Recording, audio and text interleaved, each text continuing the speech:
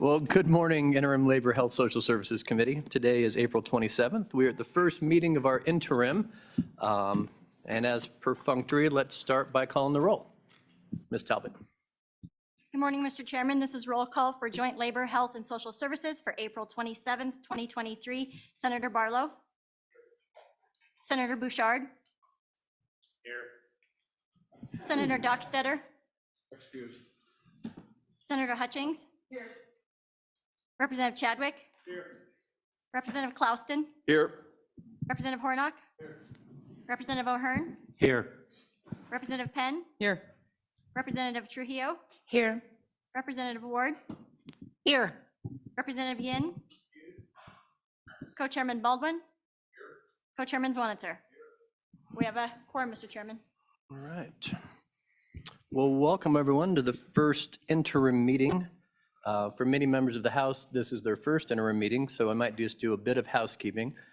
First off, Senator Baldwin and I have agreed to co-chair this committee, so there are some options between chairmen, and so I think we've decided we'll each take half a day. So I think I have it this morning, my co-chairman will have it this afternoon, and we'll go back and forth tomorrow as well.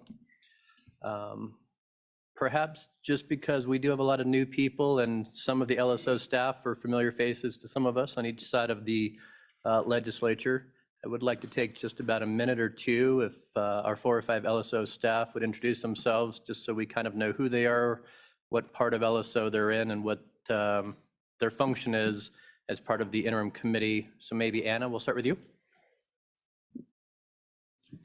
Good morning, Chairman, members of the committee. My name is Anna Johnson. I'm a LSO staff attorney. I came to Wyoming in 2016. I've been at LSO since 2022, and I enjoy working. I'm looking forward to working with you.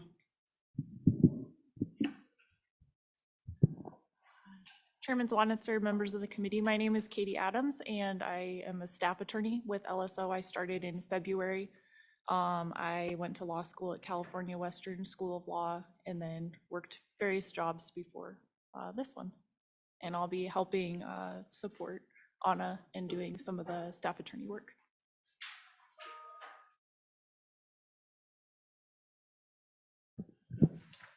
I'm Donna Shippen. I'm a senior research analyst with the Research and Evaluation Division at LSO, and I've been with LSO since 2019.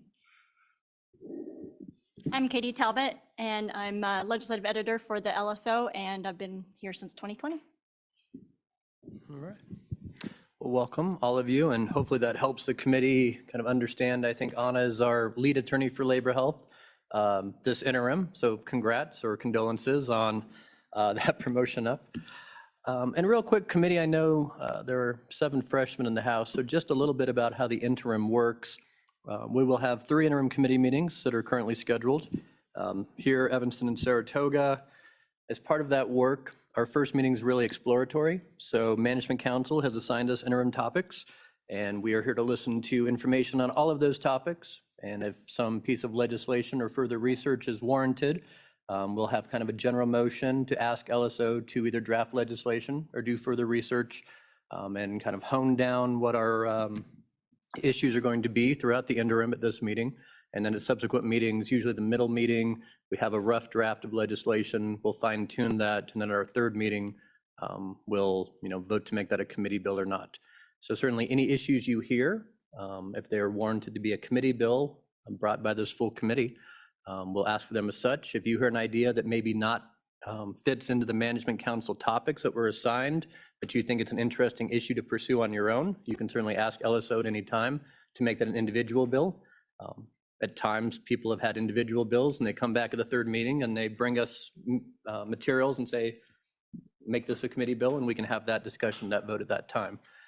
But really the next 2 days is to kind of hear the 30,000-foot view of all of these issues and try to hone in on what type of perhaps statutory effects we can make to make Wyoming better.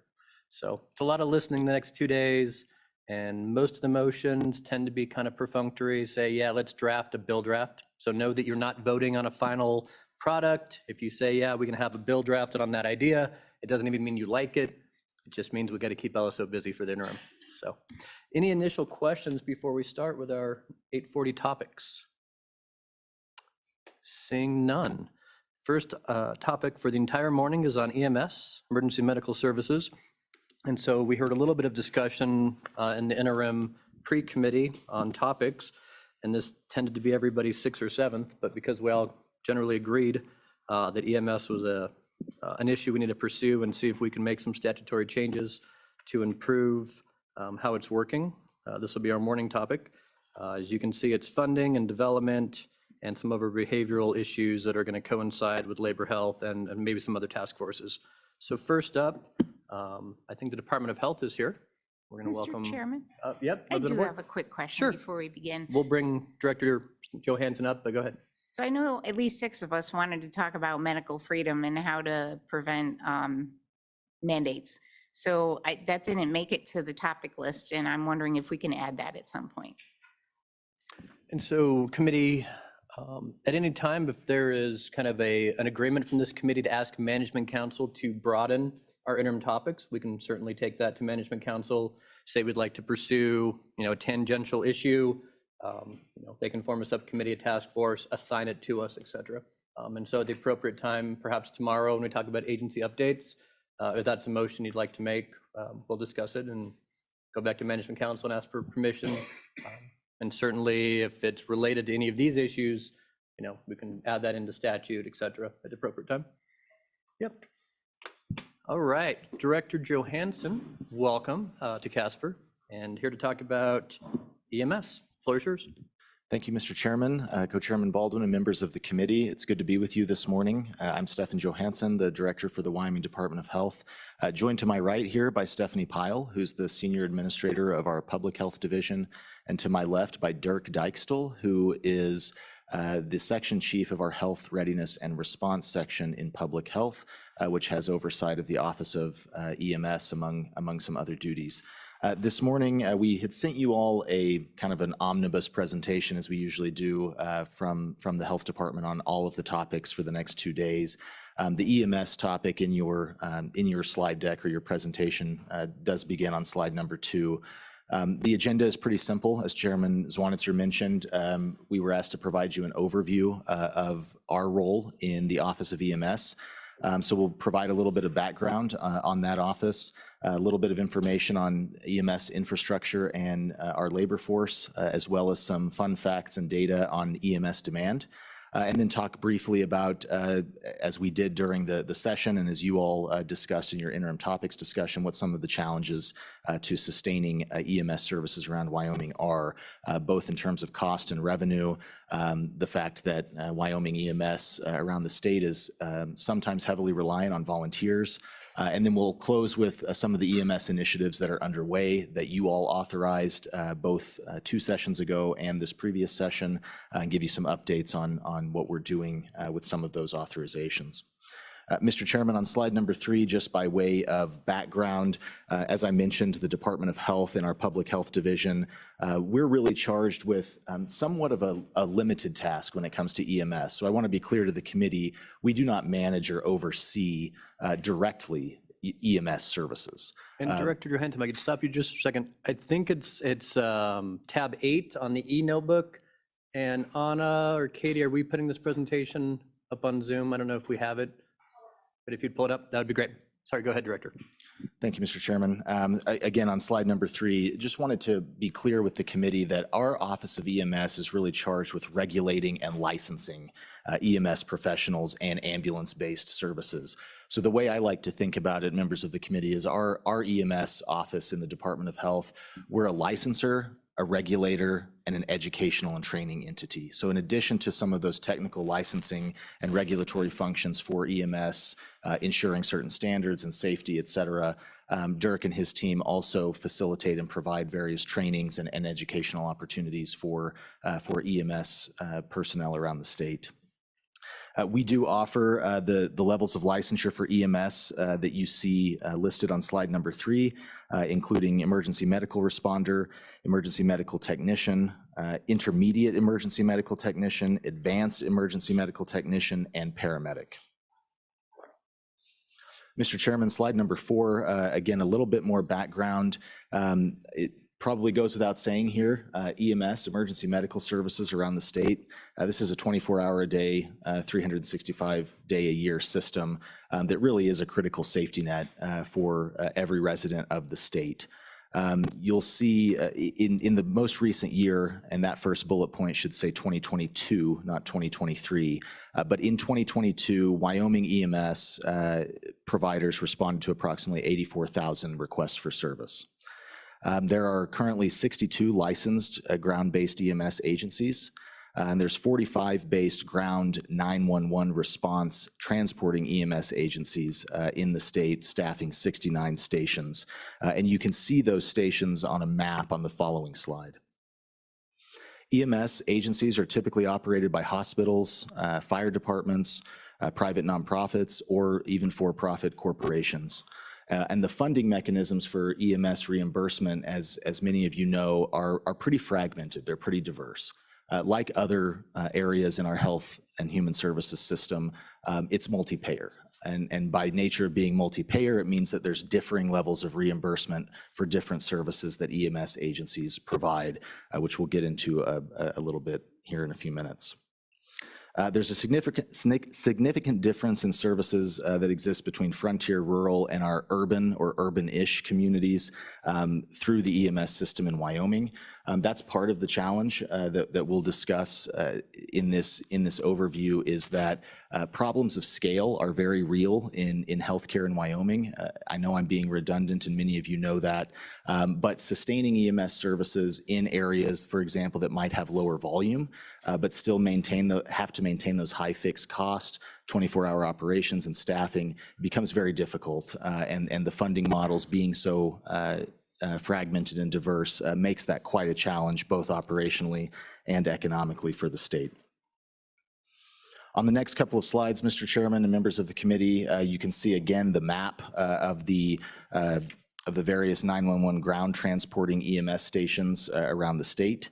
As I mentioned, there's 45 of those, and you can see them visually on slide number 5. On slide number 6, you'll see just a graph of our EMS licensed providers over the years. You can see we most recently reached a peak of just under 4,000 in 2019 and have declined since then. Senator Barlow. Thank you, Mr. Chairman. So I guess if you're okay with taking questions as the presentation proceeds, two things. What are the regions? What's the basis of the regions? Are they just lines on a map? Are they, or is there something first? And then second, EMS, I'd like to know the connection, if maybe it's not in this information, the connection between the regions or areas and the licensures, because some areas are very rural, and where are we losing licensures, or where do we have challenges with licenses? Thank you. And if it's not now, later on. Thank you, Mr. Chairman. Director, your choice. If you want to answer them, or Mr. Chairman, happy to take questions as we go. That's no problem at all. Senator Barlow, it's a good question. I'll have Mr. Dijkstal to my left answer in more detail on that. We might have to prepare more information on how the regions, what the variables are with licensure, but we do have data showing, where we're gaining professionals, where we're losing professionals a little bit later in the presentation. But Dirk, if you have anything to add before that, please. Mr. Dijkstal, welcome. Mr. Chairman, Senator Barlow, the regions themselves that you're seeing on that map, that is the trauma regions. Those are based off of referral patterns when they were originally created, and also are just designated for basically where the referrals go or transports go. Those were based a few years back. Good. Okay. Thank you, Mr. Chairman. Moving on to slide number 7, you can see again the bullets that we presented a few slides ago. You can see that broken out by year in terms of the EMS licensed providers by those different levels and by year. So same kind of data that you saw on the macro side on slide number 6, but broken out by those provider types. And again, Senator Barlow will get into a little bit more detail in a few slides on where we're gaining and where we're losing EMS professionals. Slides number 8 and number 9 show some breakdowns of EMS requests for service over the years. So your colored bars in each of those different categories, each color represents a year, and you can see it broken out by 911 response, interfacility transfers, and medical transports. So you can see most of the volume of requests for service, and it's really intuitive here, are 911 calls and responses. Then you have a subset of that becomes an interfacility transfer, and even a subset of that being a medical transport. And then on slide number 9, Mr. Chairman, you can see our request for service by those trauma regions.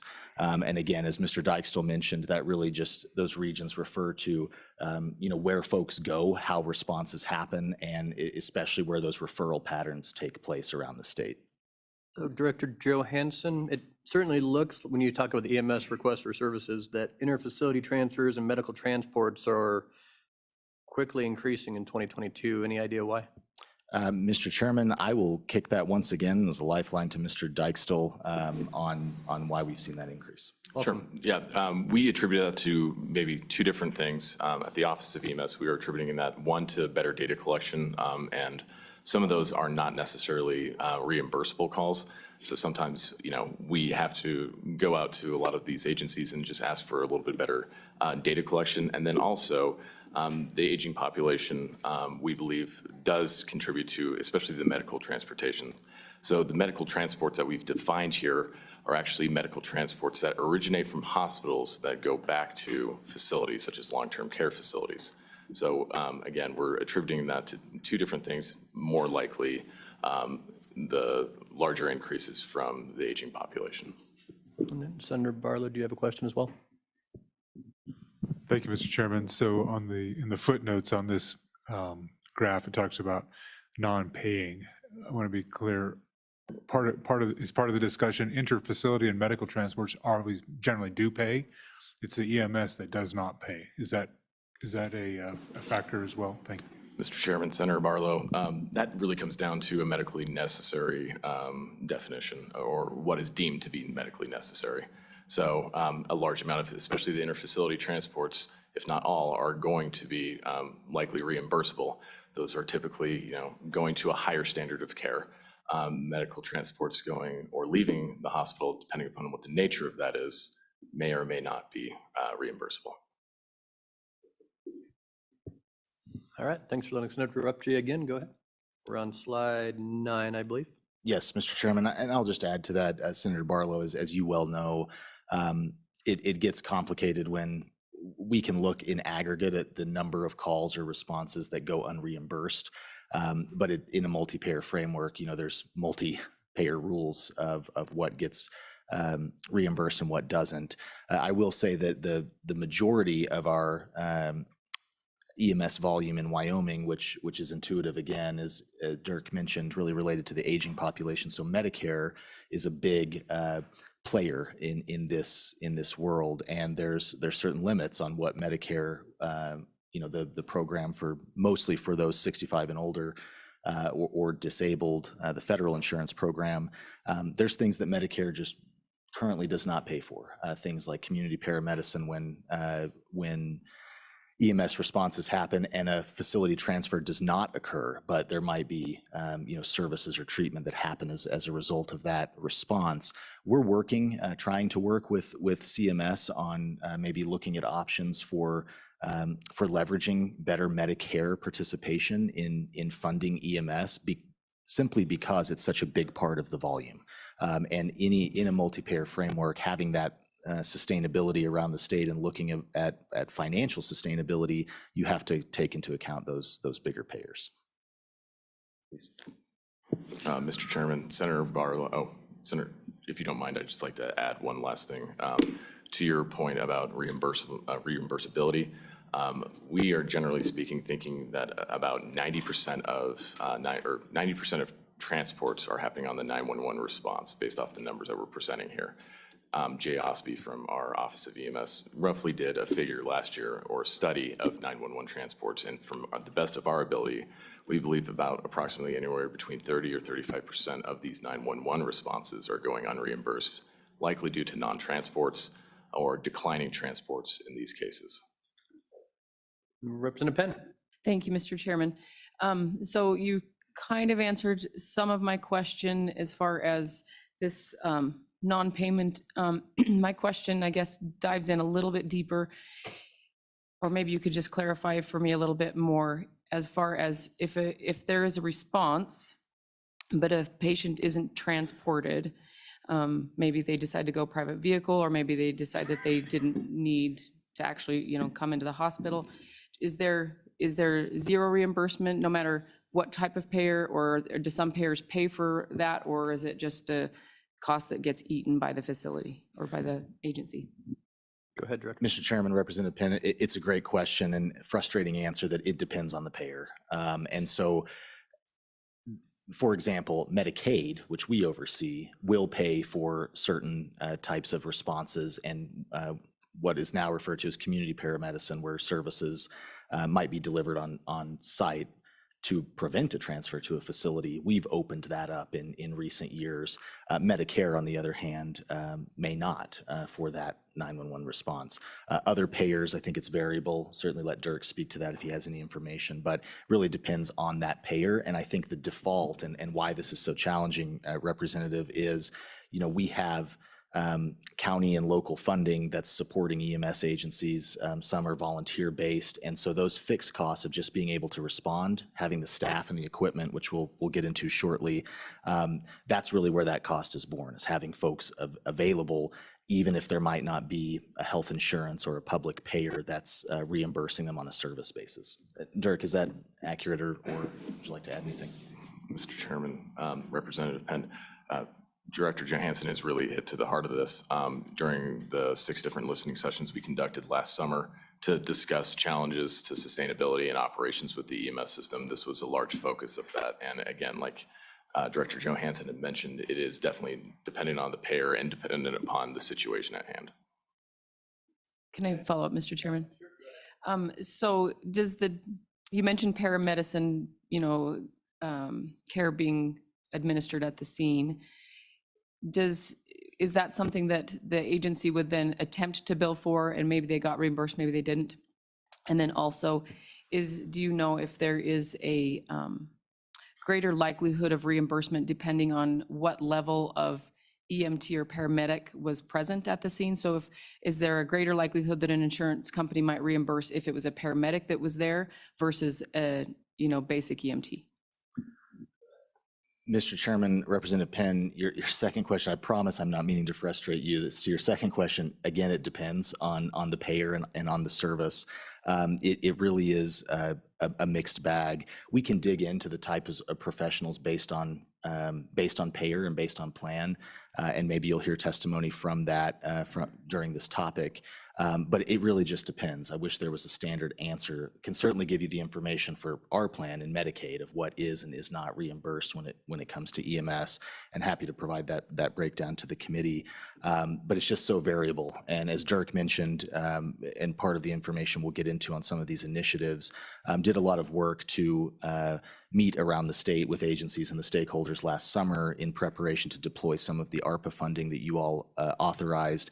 And it's also highly variable in what they're experiencing in terms of billing around the state. So you have EMS agencies in certain places that, depending on their structure, depending on their staffing, their business models that might be more advanced when it comes to billing, and some, and this is no judgment call at all, they're an EMS agency that's trying to be there for residents in a wide geographic area, and administrative billing and things of that nature are not the focus. So some things I think will go unreimbursed because the payer doesn't have that as part of a reimbursement in the plan, and some might go reimbursed because there's either not enough time or not enough ability or scale or staffing to have a massive billing office that takes care of that, like you might see in a Denver or a Dallas, where those large organizations have major parts of their operations dedicated to collections. Senator Hutchins. Thank you, Mr. Chairman. Quick question to the director.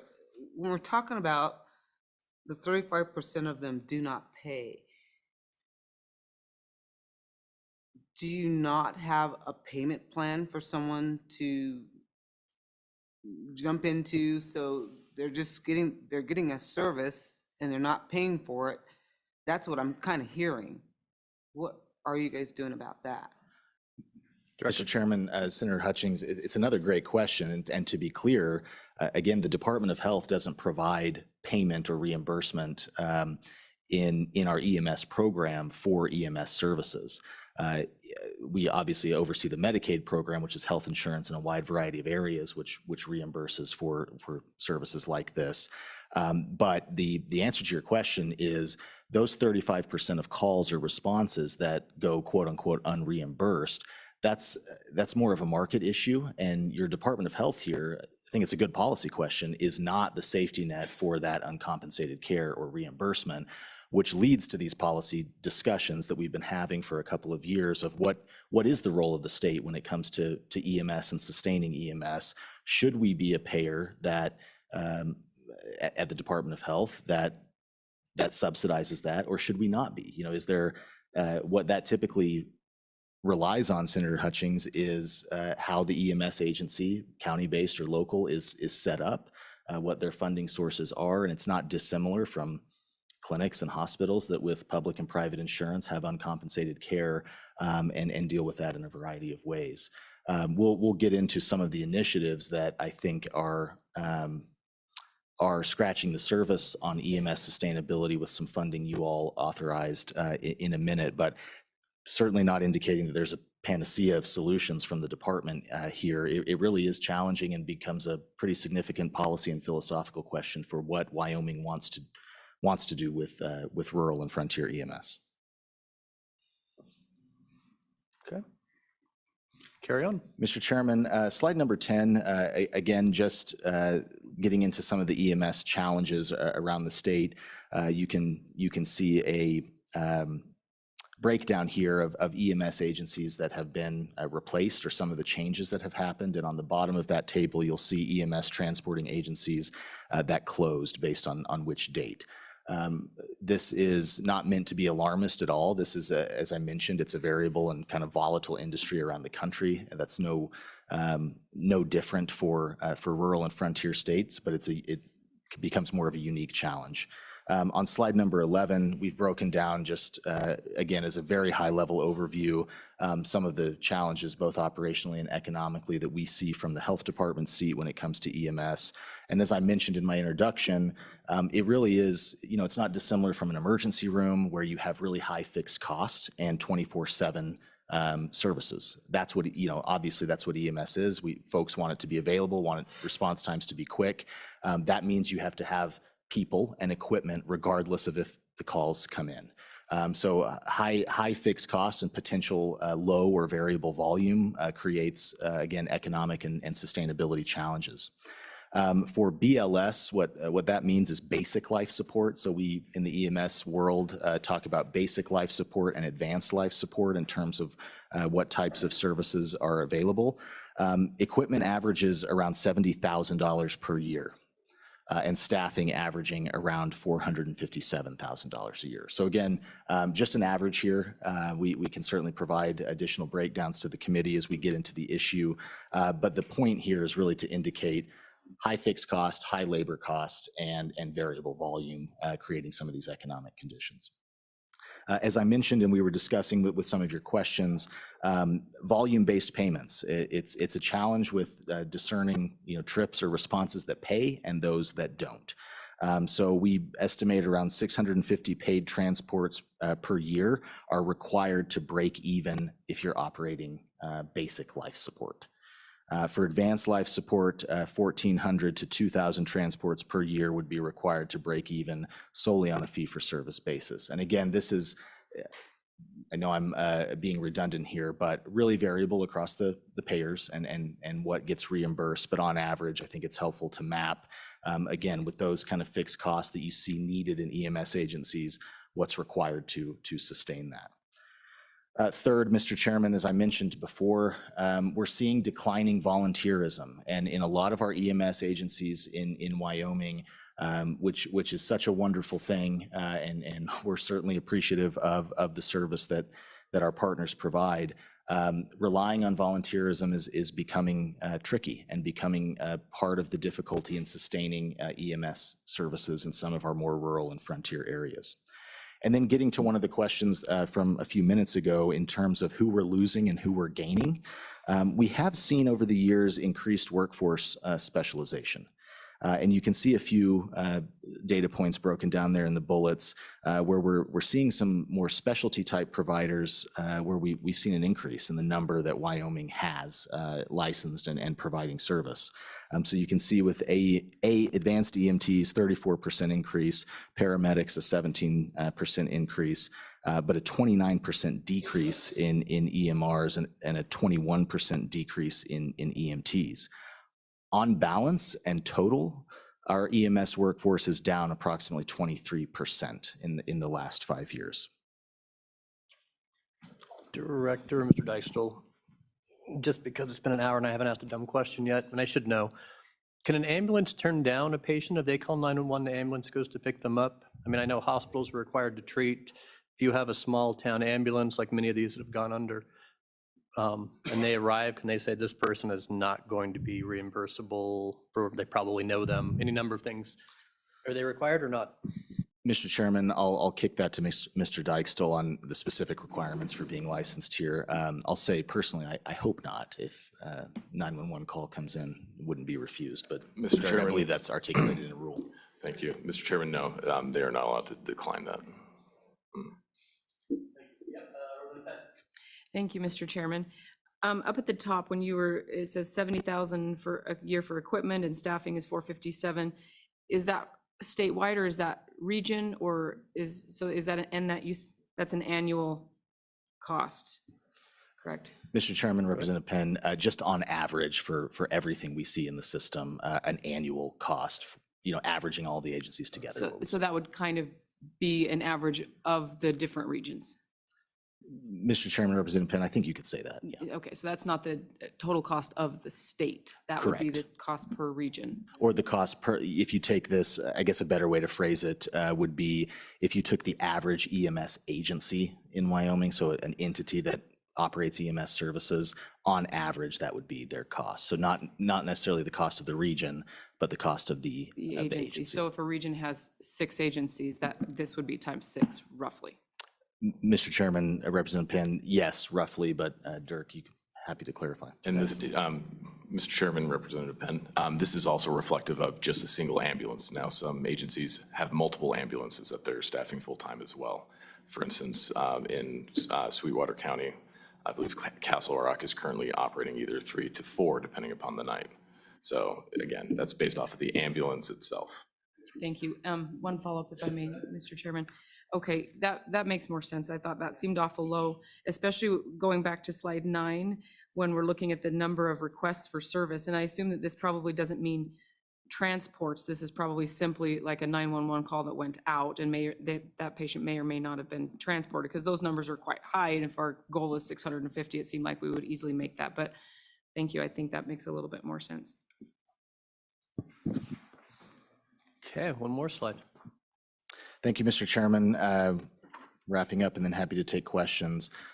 On slide number 12, talking about some of our EMS initiatives, Senate Enrolled Act 20 from this past session and formerly Senate File 66 appropriated ARPA dollars for various purposes. One of those, or 3 of those, were EMS appropriations. So year and a half ago in the session before last, there was appropriated $84,000 for establishing emergency medical dispatch statewide certification. Happy to provide you some updates on that. That has been deployed.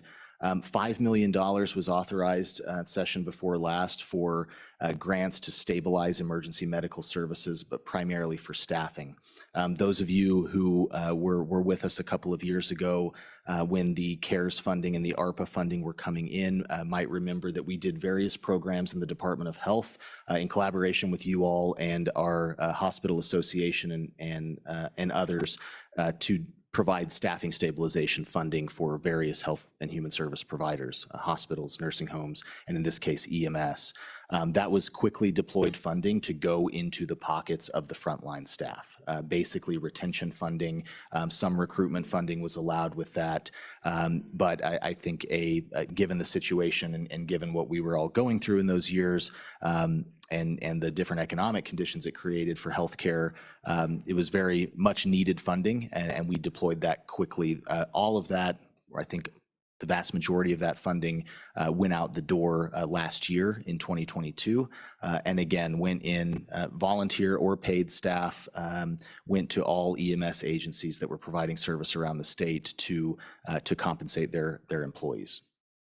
The third bullet that you see there that was authorized as part of that Senate File 66 package as well was $10 million for emergency medical service regionalization pilots.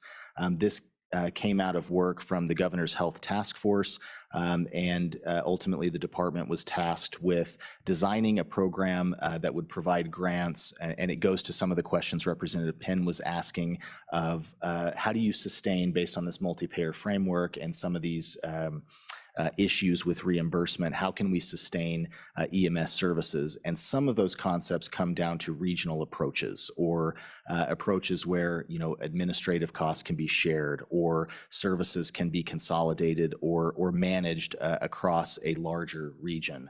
And without getting too much into the detail, as Dirk mentioned, we had our Department of Health staff travel around the state and hold various community meetings to get that feedback before we launched this funding on what the needs are and what some of those concepts could be that the state could support with one-time funding, recognizing that it's one-time funding and it's really looking to be an investment to help transition to some different kinds of models of sustaining EMS services. I'm very pleased with what we received in terms of applications for those. Last year, we received 9. We have initially awarded 7 of those 9 applications to the tune of approximately $10 million, which are currently in the Kafkaesque bureaucratic process of ARPA eligibility and approval. And I don't say that as a slight against anybody who's working in that field. There are a lot of regulations and Treasury guidance that have to be worked through to make sure that the state and localities are not at risk for paying back funding. But I have initially recommended funding for 7 of those projects, and we can certainly provide you more detail. But they range in scope and purpose. Like I mentioned, some of that money supports consolidations that are happening that can reduce administrative burden, achieve more economies of scale, and transition to more sustainable funding models. But the real goal here is with that funding is to improve access and reduce cost. There's a variety of ways to do that. Without being top-down heavy from the Department of Health, we're trying to support those local efforts. And there's one in Fremont County that I know various county, state, and local stakeholders have worked together to design a longer-term vision. We hope to be able to support that in Fremont County with a grant, assuming we do get to ARPA approval and then ultimately contracting this calendar year. So real quick, the $5 million went out the door, been utilized. The $10 million for pilot projects, In process.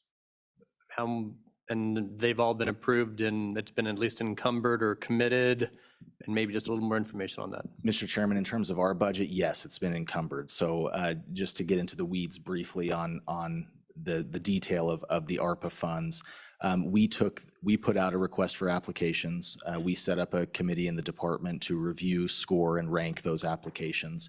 As I mentioned, we received 9. Ultimately, how the process worked, we did our own internal review that included scoring and review based on content, based on cost, based on ability to implement, but also an initial kind of look at ARPA eligibility. And then from the director's office, from my seat, I issued either do fund recommendations, and this goes to our other ARPA programs as well, maybe fund recommendations and no fund recommendations. That's how we structured it so that we could limit the burden on the other partners that we have that need to do in other agencies, legal review, treasury review, et cetera, so that we didn't send them, dozens or hundreds of applications for the ARPA funds. So that's how the process worked. And as I mentioned, 7 of those 9 applications I have recommended for funding, and now they're in the ARPA review process. She can go first. Ward. Thank you, Mr. Chairman. Did any of this funding require that the EMS-related services vaccinate their employees, require them to wear a mask, or require them to be tested? Director, if you know. Mr. Chairman, Representative Ward, no, none of this funding required that. So, go ahead, Senator Hutchins. Thank you, Mr. Chair. You asked part of my question and we got an answer. I think, Mr. Johansson, I heard you say something about grants that need to be paid back. And then you kind of skimmed over the top of the pilot programs. This whole sentence of you have $10 million for EMS regionalization pilot for the 5 trauma regions in order to investigate. That sounds like a steep amount to just investigate alternative options for EMS to improve access and reduce cost. So I kind of want to know, when these 7 people or groups ask for or send in an application, what are some of the things that they're asking to do for $10 million or part of $10 million? Please. Mr. Chairman, Senator Hutchings, just a quick clarification, and this is on me in terms of the language. That language is really from the establishing legislation. I'm more than happy and can do that today. I'll provide you a breakdown with the projects that we received and kind of a brief summary of what they are, because they are a little bit variable. So if you'll allow me, just provide you a table today of what those. Will be today, that'd be great, Mr. Sure, Chair. happy to Thank do that. you so much. I do want to caveat for the committee that I don't want to get too far into the details because we're not even at the contracting phase yet. And so there could be some changes that happen there. So, Mr. Chair. go ahead, follow-up? Senator Hutchins. Thank Yep. you, sir. I did hear the words payback. What did that mean? Mr. Chairman, Senator Hutchings, all I'm indicating there is with all of the ARPA funds that across the state that are being deployed, the reason for complying with Treasury regulations, federal regulations on those funds is I think everybody's trying to prevent what could be clawback of funding if they're inappropriately spent. Gotcha. Part of all of this review process is to mitigate that risk and make sure that we're compliant. Thank you. So, Director, without getting specifics, what's the time frame? I mean, so you had 5 million to kind of stabilize. We have 10 million more federal funds to try to get this turned around, but eventually that's going to run out. Right. Is it a 2-year? Is it a 5-year? Are these indefinite? Mr. Chairman, good question. All of these ARPA funds and the EMS is no exception here, must be spent by 2026. So we've established those timelines accordingly in corresponding to the Treasury regulations. So from now, these projects range from, and again, I'll provide that breakdown to the committee. Some of them are quicker. For example, there's a project or a proposal that has multi-year efforts, but the first effort is to investigate if some of the things they want to do are feasible. So we won't pay upfront. We'll essentially provide some funding to do that work locally and in the region to determine if some of the efforts they're looking to do would be sustainable. But the ARPA funds specifically do have to be spent by 2026. Further questions? Seeing none at this time, that concludes the slideshow. Other comments? One more slide, Mr. Chairman, if we may. Yep, We please do have an EMS initiative outside of the ARPA world called Community Emergency Medical Services. And very briefly, if you'll allow me, Mr. Chairman, I'll hand that over to Mr. Dykestel just to describe what this is and what we've been doing. There's some nice things here. Again, it's a little bit smaller scale, but some support that his unit and his team have gotten out to our communities. Mr. Chairman, so over the past year, we've been able to launch a CEMS program to try and establish in some communities or enhance already existing programs to allow EMS personnel to go outside of their normal efforts of being first responders or on an emergency basis, and instead, in those downtimes, go out and provide some level of access to care for medically underserved populations. So what we have done is we've put out requests for application, first for scholarships for individuals to get that CEMS accreditation to provide this, and then also have provided, I believe, 3 different agencies funding to establish or enhance their existing programs. What the enhancing would be to try and provide more staffing support to expand the amount of care that they're providing. And then also 1 grant to a community college to help provide the education in state as well. And so that's been underway since about October of this year. And we're very eager to see the results of this. Questions, committee, Representative Clouston. Director, I think this past year we passed Senate File 43, which allows the counties to set up special EMS districts. What kind of support does the state give these counties on letting them know about this opportunity and getting in front of the voters to help out these small rural counties? Mr. Chairman, Representative Clouston, with regards to communication specifically about the districts, we haven't done much in terms of promoting that. I will say, though, that the $10 million grants that we were talking about can, and in fact, if we see approval in 1 or 2 areas, will support that work that involves potentially creating a district. Those, as you know, putting it out to the voter for an EMS district means you would create a local or a county-based funding source for EMS, and that's, I think, a decision for the populace in those regions. So to be frank, we really haven't done much to make entities aware of that. We certainly could, and I know Dirk and his team through the EMS world certainly communicate what those changes are. But point well taken, we could certainly put that out there more widely. So go ahead, Senator Hutchins. Thank you, Mr. Chair. One more question on the ARPA funding.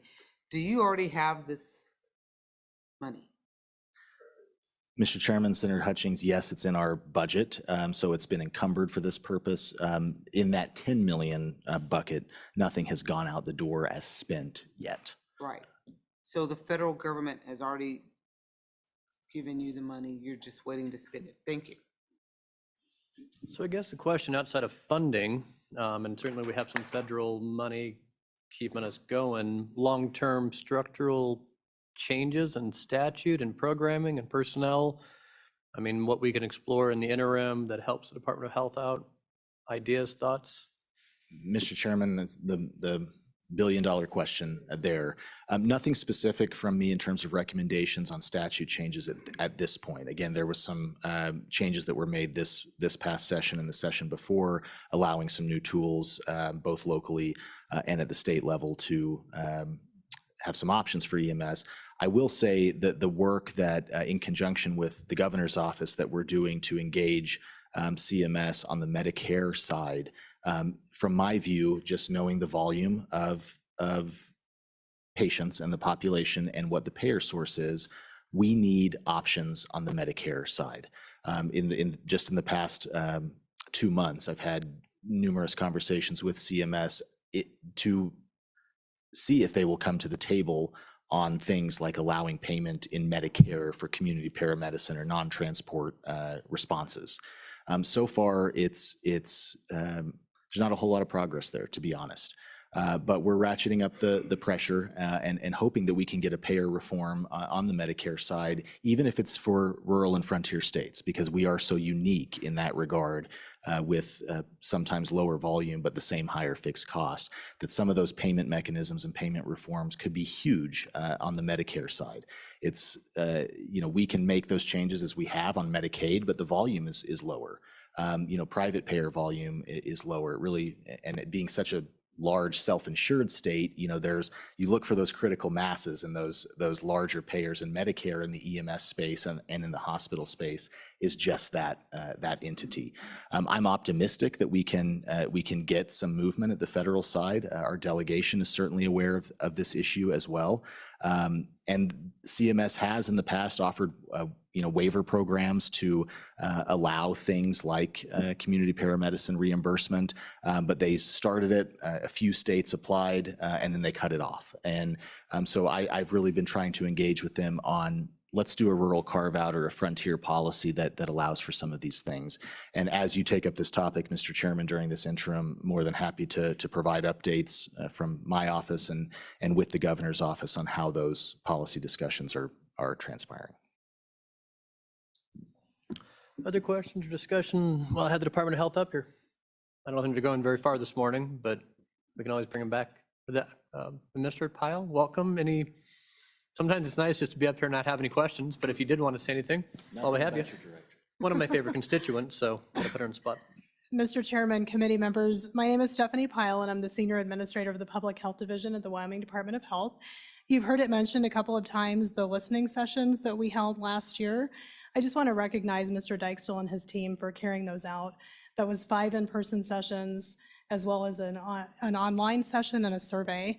And we really felt like it was important to do that and really appreciated doing that in collaboration with the governor's office.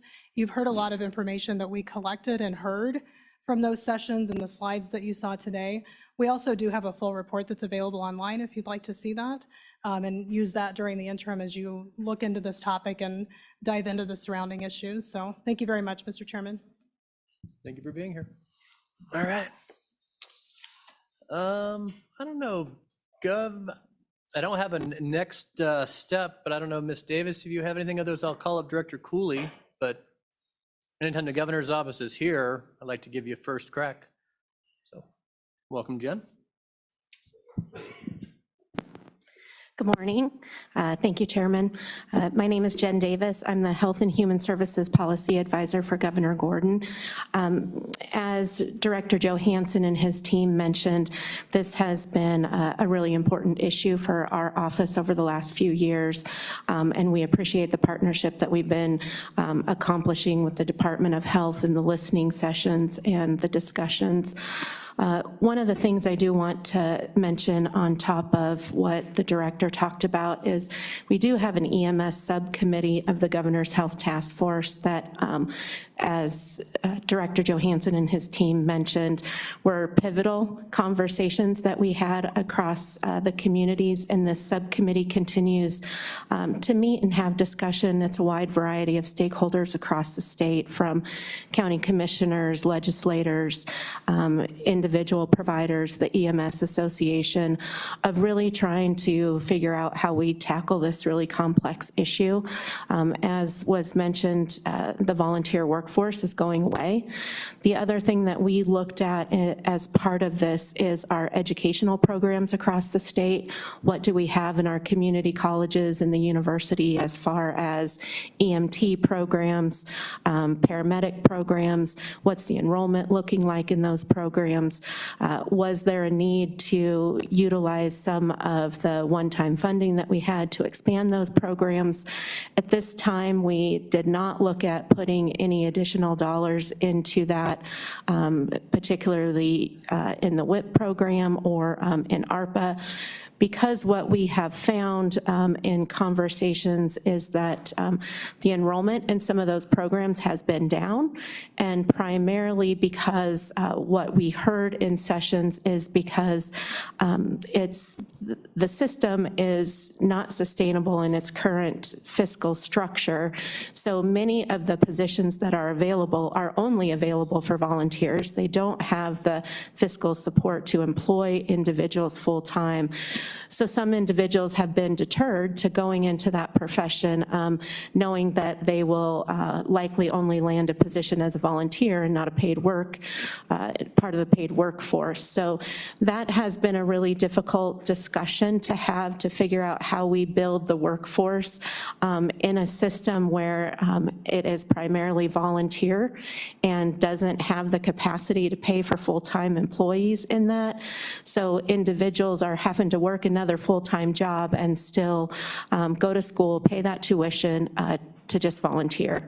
So that is one of the things I think also that needs to be part of this conversation as well. As we think about sustaining this infrastructure, how do we also think about sustaining and building a workforce in that that has the ability to have some paid employees in it. And some of the areas are better than others at being able to do that based on the funds that they have available. I certainly think the legislation that was passed last time gives another opportunity. It's another tool in the toolbox for these individuals to use.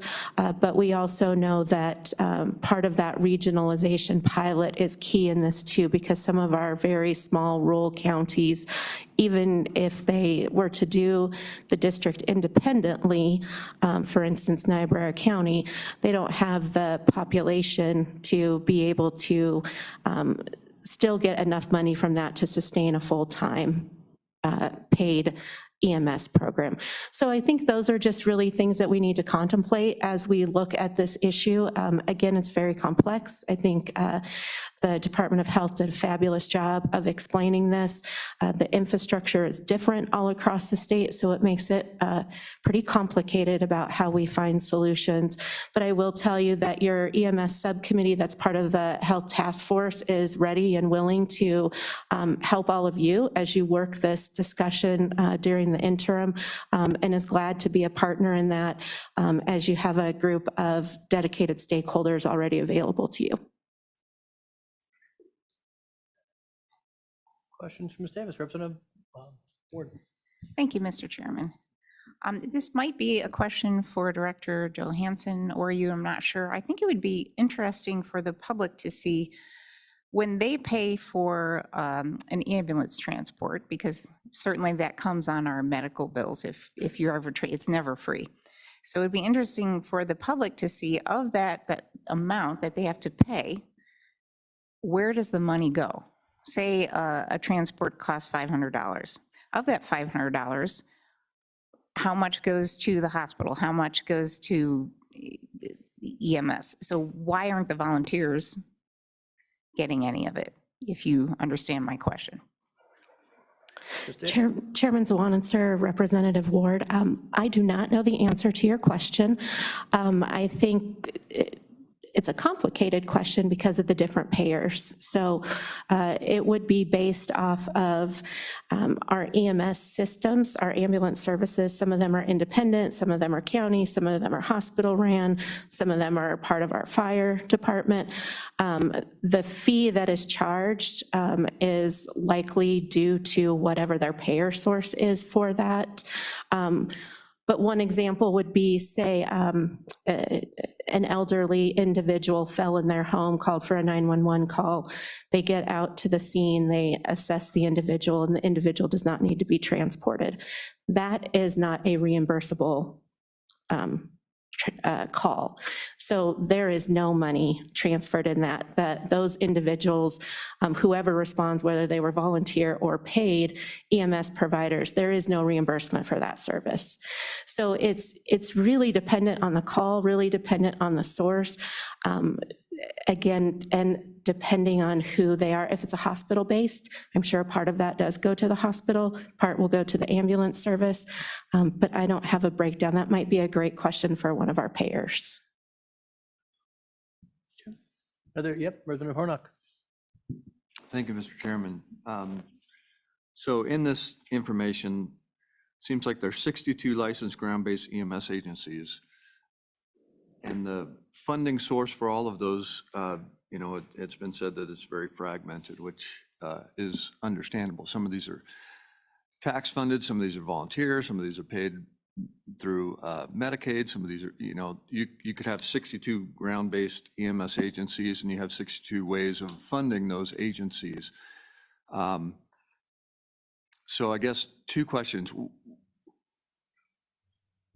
Are you saying that what we should look at is to structure everything into one type of pay system? What's your recommendation there?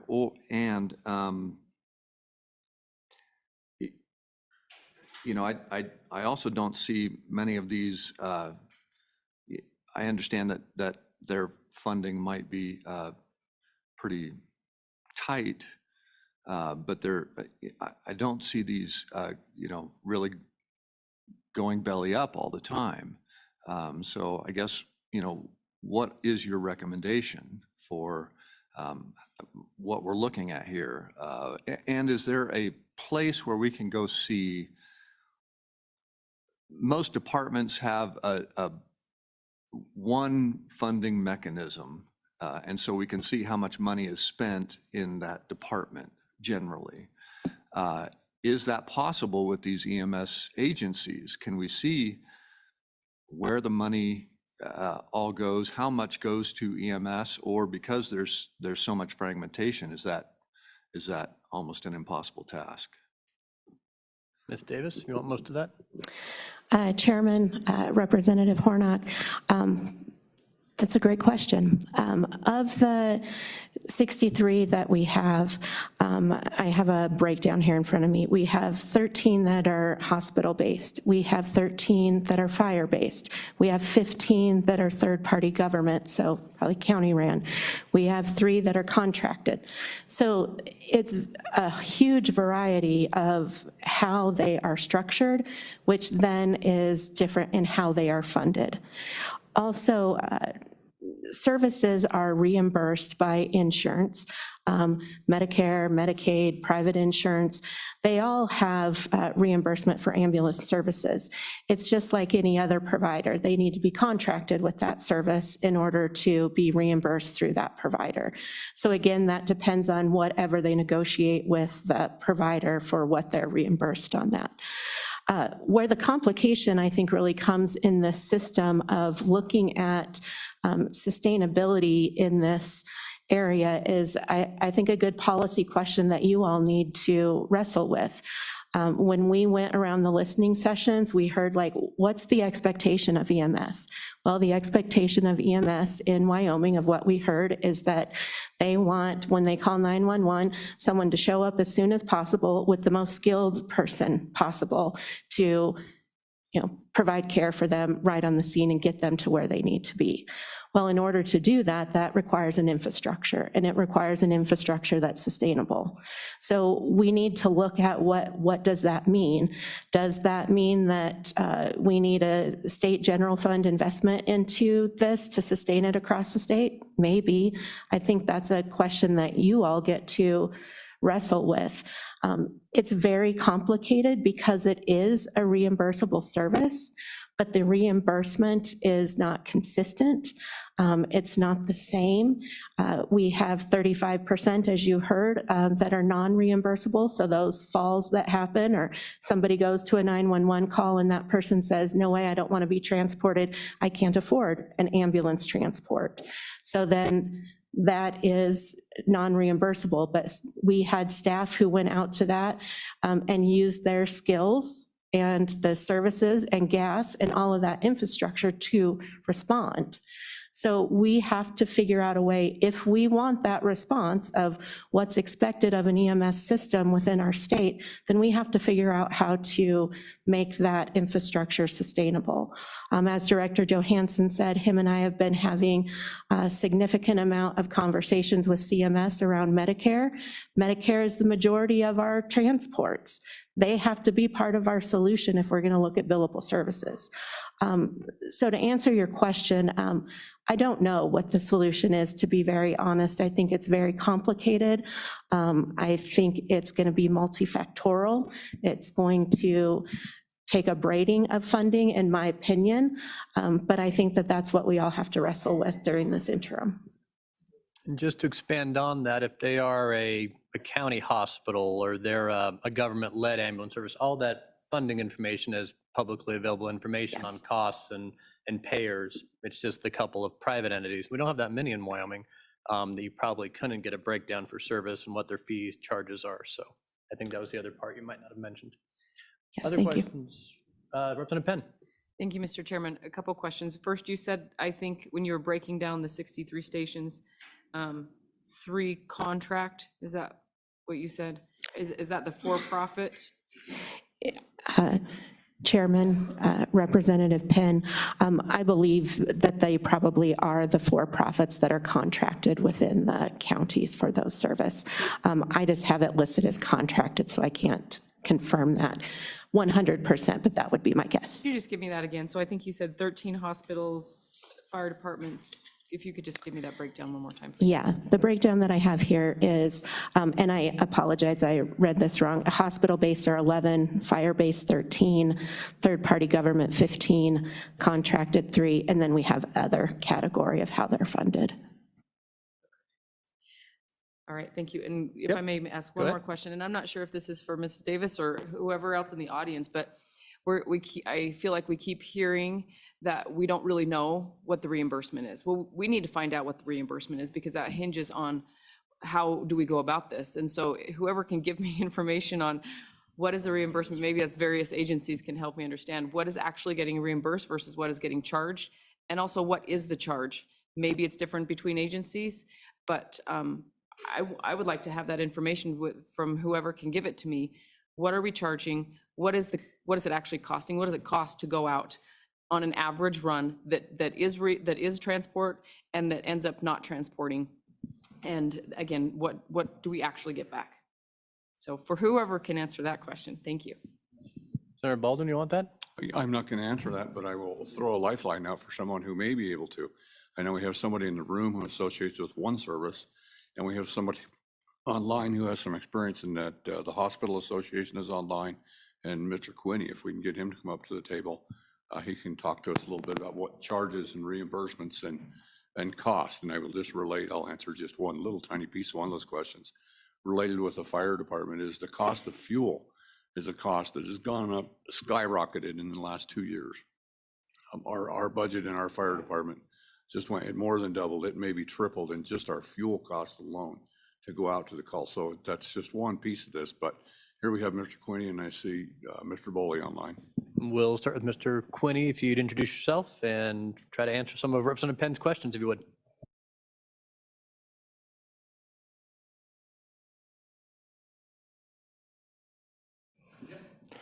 Sorry about that. Thank you, Mr. Chairman. I'm Eric Quinney. I'm the Chief Administrative Officer for Uintah County Fire and Ambulance. We take care of all of the EMS services in Uintah County and neighboring and parts of neighboring Utah on a mutual aid agreement. As I've listened to the discussion today, I certainly have lots of comments and thoughts.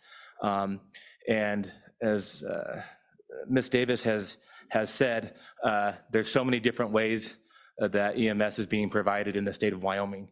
We are a county, well, kind of a county-run service. We are organized as a joint powers board, so we operate the ambulance services for Uintah County without any subsidy in our county. So basically, we operate our ambulance service on what we generate through our billing process and our reimbursements. And we're able to do that because we have 52 volunteer EMTs. And when I say volunteers, I mean they volunteer their time to be on call, but we pay them when they go out on a call. So we run 12-hour shifts. They volunteer their 12 hours to be on call. If there's not a call for that 12-hour period, they do not receive any compensation at this point for us. If they do go on a call, then they get paid an hourly rate depending on their level of licensure, whether they're intermediate, advanced, or an EMT. We do not have paramedics in Uintah County at this time because we cannot afford to hire full-time paramedics because we are able to break even on what we're able to do now. And our model of providing EMS services in Wyoming is not sustainable long-term because our volunteerism is declining for a numerous reasons, and the training requirements are increasing, and people are not finding the time to want to dedicate to these issues. But back to Representative Penn's question in terms of the cost of providing services on a particular call varies by call, right? Is that call 1 mile from the station, or is that call 60 miles from the station? Is that call, just a simple transport, Or is that a full code where we are utilizing all of our supplies in terms of, in terms of defibrillation pads or depending on the type of IV access that we gain. If we gain access to somebody's vein with a needle, it could be $6. If we have to drill a needle into someone's bone, which we call interosseous, that's $150 a needle. And so there's so many variables to the cost of a particular call because of what particular supplies that we may use. And then depending on my level of training, or if I have some volunteers that maybe are not as skilled as drilling into someone's bone and they use 3 needles to get it right, that cost has now, those needles have cost me $450, but I can't bill a patient for my or Medicare or whatever payer we're dealing with for my EMTs not, doing something right. And so the cost of a particular call is so variable in that there's so many different things that could go into that particular call.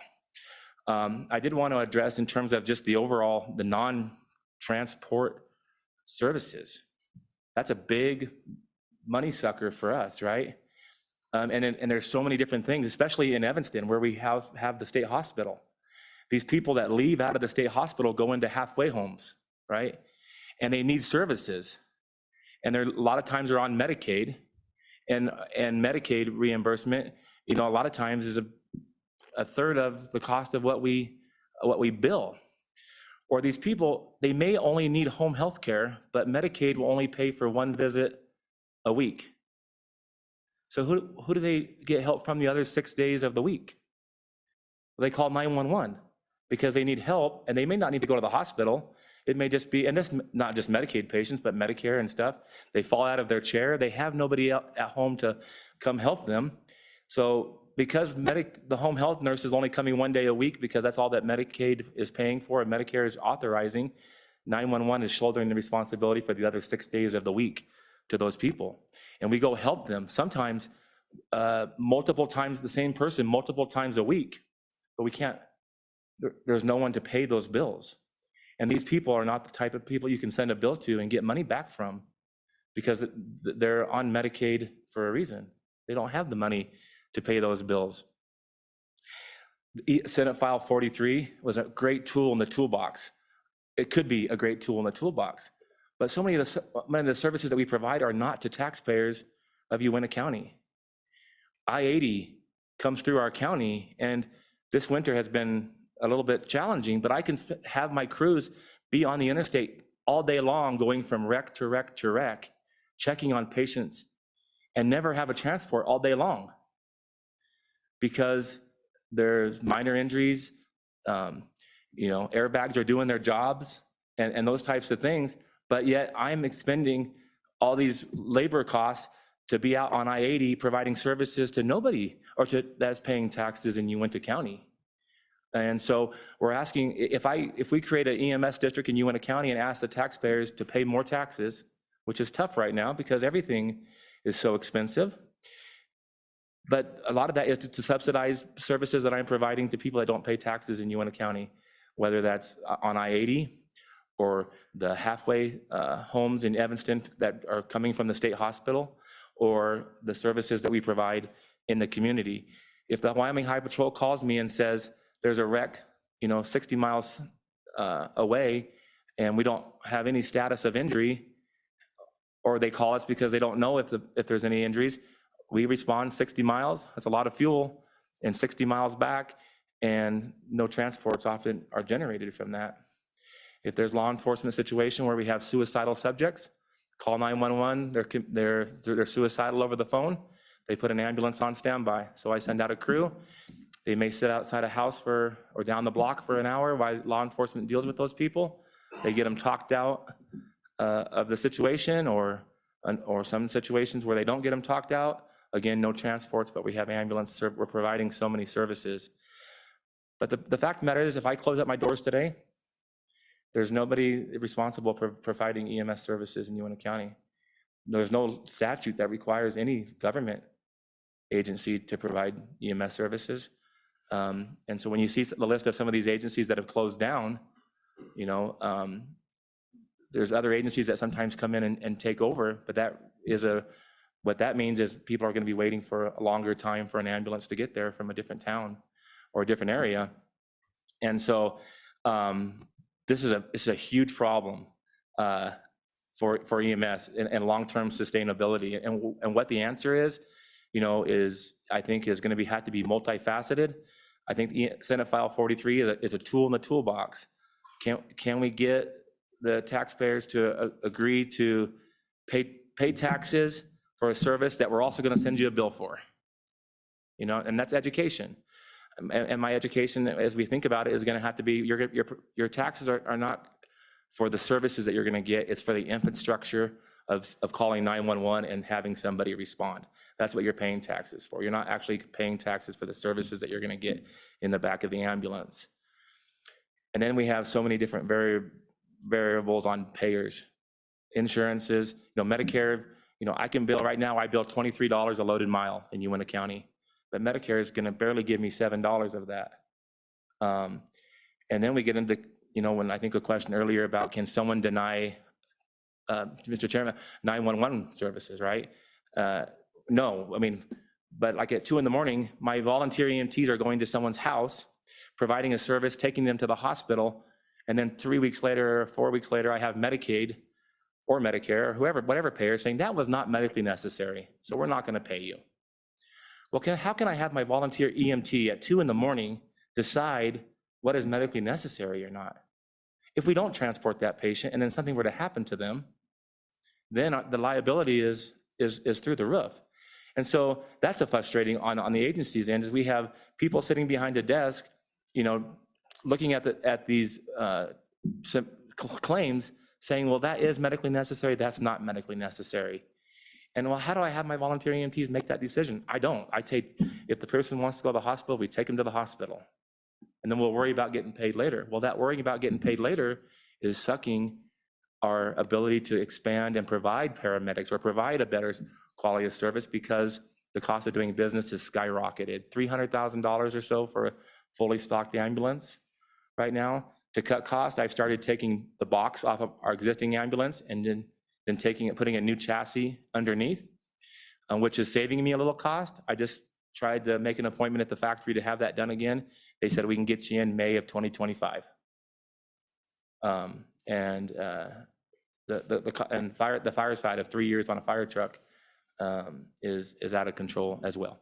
So there's lots of issues, and like I said, Medicare and Medicaid are a big part of what we deal with, but these non-billable services that we provide, the lift assist, the being out on I-80, and those types of things, there's got to be some funding sources for those. And at some point, is EMS ever going to be considered an essential service in the state of Wyoming? There is state statute that says a town or a city has to provide fire protection. There is no statute that says anybody has to provide EMS. But I think that the expectation is when someone calls 911 that someone's going to come. That may not be the case in some areas. It's not the case. It is the case in some areas. They have to wait for an ambulance to come maybe for an hour away. And when you're having a heart attack, an hour is a long time. I'm sorry for the length of that stuff. And I stand for any questions in terms of agency specific. Representative Penn, I don't know if I answered any of your questions in that or not. We should probably start with Representative Penn for any follow-up questions, and we'll go down to my left. Thank Go ahead. you, Mr. Chairman.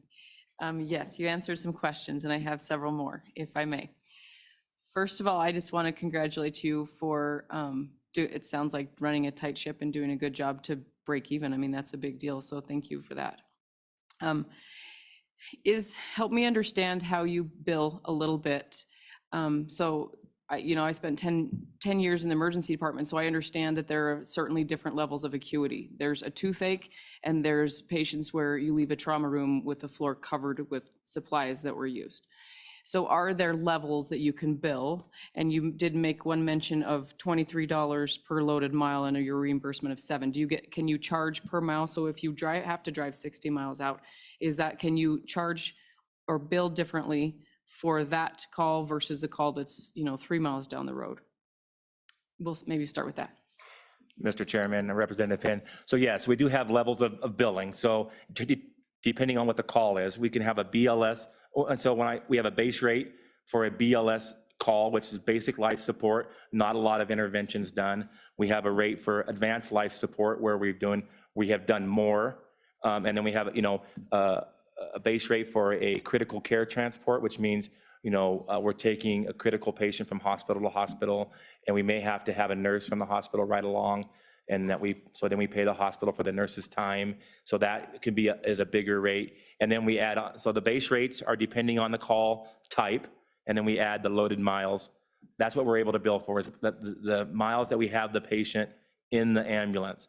So if we go out 60 miles and we transport that patient 60 miles back, yes, that bill is going to be larger because of the miles but the time is taking longer, and the fuel is going to be, more. So that's going to help those types of things.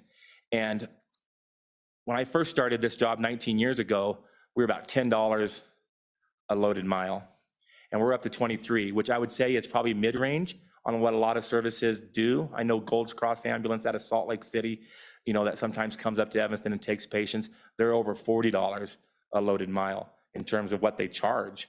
And just because you charge a specific cost does not mean you're getting paid that, right? Most doctors' offices may sign contracts with insurance providers, like in-network, out-of-network. We do not do that in EMS because people, aren't going to call 911 and say, hey, I need an in-network ambulance to respond to my problem. But the insurance companies do play a little bit of a game, so to speak, in terms of not paying our full rates. I'll take an example of, and I don't know if I'm allowed to say a specific insurance company. I won't say that specific insurance company, but it's a big one. It might start with the letter B. That says, this is all we're going to pay you. You have to agree to our contractual rates in order to get the money paid directly to you. If you don't like that, our rates, then we'll still pay, but we're going to send the money to the insured. So instead of sending the money to me at Uintah County Ambulance, they'll send the money to Mrs. Smith, and then you can go after Mrs. Smith for that money. Well, we all know once the money goes to Mrs. Smith, that it's going to be hard to get that money from Mrs. Smith in a timely fashion. And so we agreed to the rates that Blue Cross, letter B, started with that, because we want to get the money directly, because my labor cost of going after the money from Mrs. Smith is going to wash out what. And then, like I said, the Medicare, Medicaid reimbursement levels, just because I bill $23 a loaded mile, I'm getting $6 and something cents from Medicare of that. And when diesel's over $5 a gallon, like it was for a majority of, the last year, that we're losing money on some calls, which is why we have to charge the private citizens so much more, which is the problem with healthcare in America, right? We have to charge the private insurances so much more to make up from what we're not getting from Medicare and Medicaid. And that's the sad reality of it. Follow up, if I may, Mr. Chairman. Thank you. Okay, a couple of things. So you mentioned different wages. You pay hourly wage for various levels of EMT. Do you have an estimate on what the levels pay? So right now, for my agency, we pay $20 an hour for an intermediate, $18.50 for an advanced, $17 for a basic, and I pay $15 an hour because I utilize just drivers that don't have to necessarily have any medical training. That drives sometimes, because of our staffing levels, is I don't have enough EMTs to necessarily. I have enough EMTs most of the time to send out the primary. We have a primary ambulance that's in Evanston that's ready to go out the door, and a primary one that's on call over in the Bridger Valley, which is our east side of the county. But sometimes we have, depending on the day, multiple ambulances out, and sometimes my staffing gets so stretched that I just have people that come in and drive and get one EMT that's in the back, or maybe two EMTs in the back to the call, depending on if we have a 20-car pile up on. We have a section of I-80 in Uintah County known as the Sisters that many of you might be familiar with, that should be some sort of funding mechanism to pay us for all the time we spend out there. But so we have multiple ambulances out, so I utilize drivers too where we can. Do you pay, Mr. Chairman, follow up, and then one question after that. Do you pay your EMTs while they're doing their paperwork? So if they go out on a call, what time frame do they get paid? Mr. Chairman, Representative Penn, they get paid from the time that the call goes out to the time they're back in the station and done with everything. So if they go to the hospital, do the paperwork, get back to the ambulance station and restock the ambulance, and then when they walk out the door of the ambulance station. So they get paid for 100% of the time that they spend on that particular call. Regardless if it's billable or not, they get paid regardless.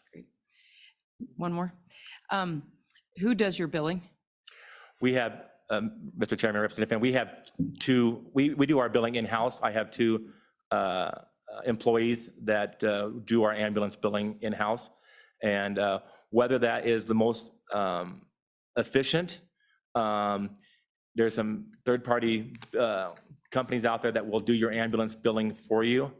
And, but we've had these two employees that have worked for us for a long time, and we're getting sufficient reimbursement, and that's working. So I haven't really gone out to really see if the third party would be more cost effective, at the risk of not wanting to lose two local jobs in doing that. But they do a good job of doing our billing and trying to keep up with all of the regulations of the insurance companies and Medicare, Medicaid, and auto insurance. And by the way, most people are severely underinsured on your auto insurance policies. $5,000 medical coverage is not going to get you much in the medical world if you get into a car accident. Good for now, Representative Penn. And I'm going to go down to Representative Ward and then Senator Bouchard and then back to Representative Hornock. If you still have questions, Representative Ward. Thank you, Mr. Chairman. You probably anticipate my question, but do you now, or have you ever required vaccination, masking, or testing? Of his employees? Yes. Go ahead. Mr. Chairman and Representative Ward, in terms of, we have never required vaccinations. As far as the COVID vaccinations, we have required, tetanus shots and hepatitis vaccinations. And we encourage flu shots every year. We do not require them. And we encourage COVID vaccinations, but we do not require them. During the pandemic, when the hospital required, our local hospital required masks, we required masks of our people because we were subcontractors of the hospital, basically going in and to the hospital. So we required our people to wear masks to abide by the hospital policy of mask wearing. Senator Bouchard. Thank you, Mr. Chairman. I looked around and to see what has been talked about the cost of EMS. And interestingly, your name comes up, but I don't see the county commissioners. I don't see the city council. But when I was looking around the city council, I also saw your name there. Are you a council member as well? Sir? Mr. Chairman, Representative Bouchard, I am a member of the Lyman Town Council for the town of Lyman. I served between 2000 and 2008, and for some reason, I ran again. And I'm on this is my third year of my third term for my local town in the town of Lyman. So I am a town council member for the town of Lyman, which is, this is my main full-time job is the Chief Administrative Officer for Uinta County Fire and Ambulance. Follow up? Yep. Thank you, Mr. Chairman. So where I'm having a problem here is we have some EMS that are private companies. And I think that's a totally different discussion. And we have money that comes down from the state, it goes in the fire departments. And in the county, your boss would be a county person, and plus then you have the county commissioners. So, I mean, we've had hospitals that have been sold or at least handed off to I want to say the corporate hospital industrial complex, but that should have freed up some money that could be used in the county level. I just want to know what kind of discussions you've seen about that, about taking the county money and putting it where it needs to be, because I see a lot of county projects, things that we got money in the coffers. There's probably things that shouldn't be done. We should take care of the things that people can't do themselves first. And I want to know, what kind of discussion do you have around that, the money that's in the county already? Sure, thoughts? Mr. Chairman, Representative Bouchard, thank you. So when I first started, so my boss is the Joint Powers Board and for Uinta County Fire and Ambulance. And so I have a county commissioner, I have a representative, elected representative from the city of Evanston, the towns of Lyman, Mountain View, Bear River, and then I have three members that are elected to the Rural Fire District. And so all of those combined make up the Joint Powers Board. And we operate the fire and EMS for the county. Now, the EMS money is different from the fire money. So we operate the EMS side just on what we receive by reimbursements and stuff. And when I started this 19 years ago, the county, who ran the ambulance service before the Joint Powers Board kind of took it over, would help purchase ambulances as needed basis. And so that was a little bit of subsidy from the county to help the ambulance service stay afloat. They provide a little bit of subsidy now for us in terms of providing the dispatch services. And we have taken over the ambulance stations that the county has owned. And so, but due to the decline in revenue for Uinta County, they have, over the last 10 to 15 years, well, they have not paid anything to the ambulance service for the last 10 years in terms of buying new ambulances and helping, because of the overall valuation of Uinta County, for example, in 2008 was $850 million. Well, to a low of 2 years ago, down to $330 million roughly. So I know on the fire side of things, that meant $1 million less a year for the fire department to operate from 2008 to last year. The valuation is rebounding a little bit. And so I've had these talks with the county commissioners and the local city councils, because our service, the way we're providing the ambulance service, is not long-term sustainable. And if we don't figure out some funding like we're talking about here at the state level and at the local level, we're not going to be able to provide the services that we provide long-term. And so the money has to come from somewhere. And the county, has been saying, the valuation was overcut more than half.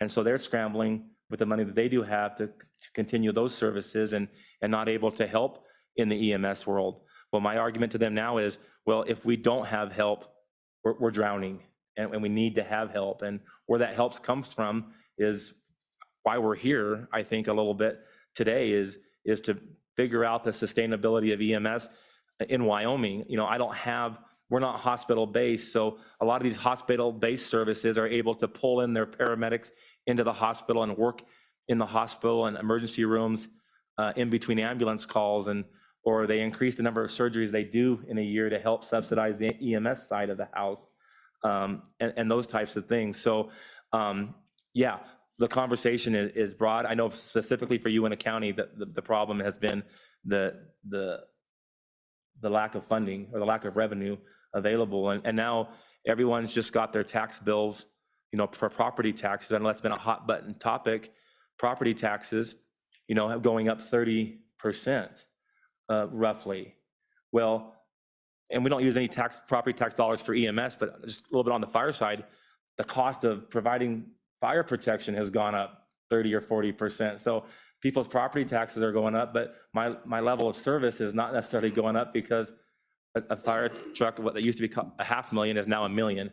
And the cost of diesel and the cost of everything. And so this is kind of a vicious cycle in terms of how much more can we tax the people? And so Senate File 43, let's go ask the people to pay more taxes to keep this going.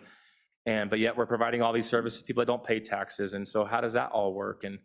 And I think that's why we're here. Okay. Hopefully that answered your question, sir. Good. In a roundabout way.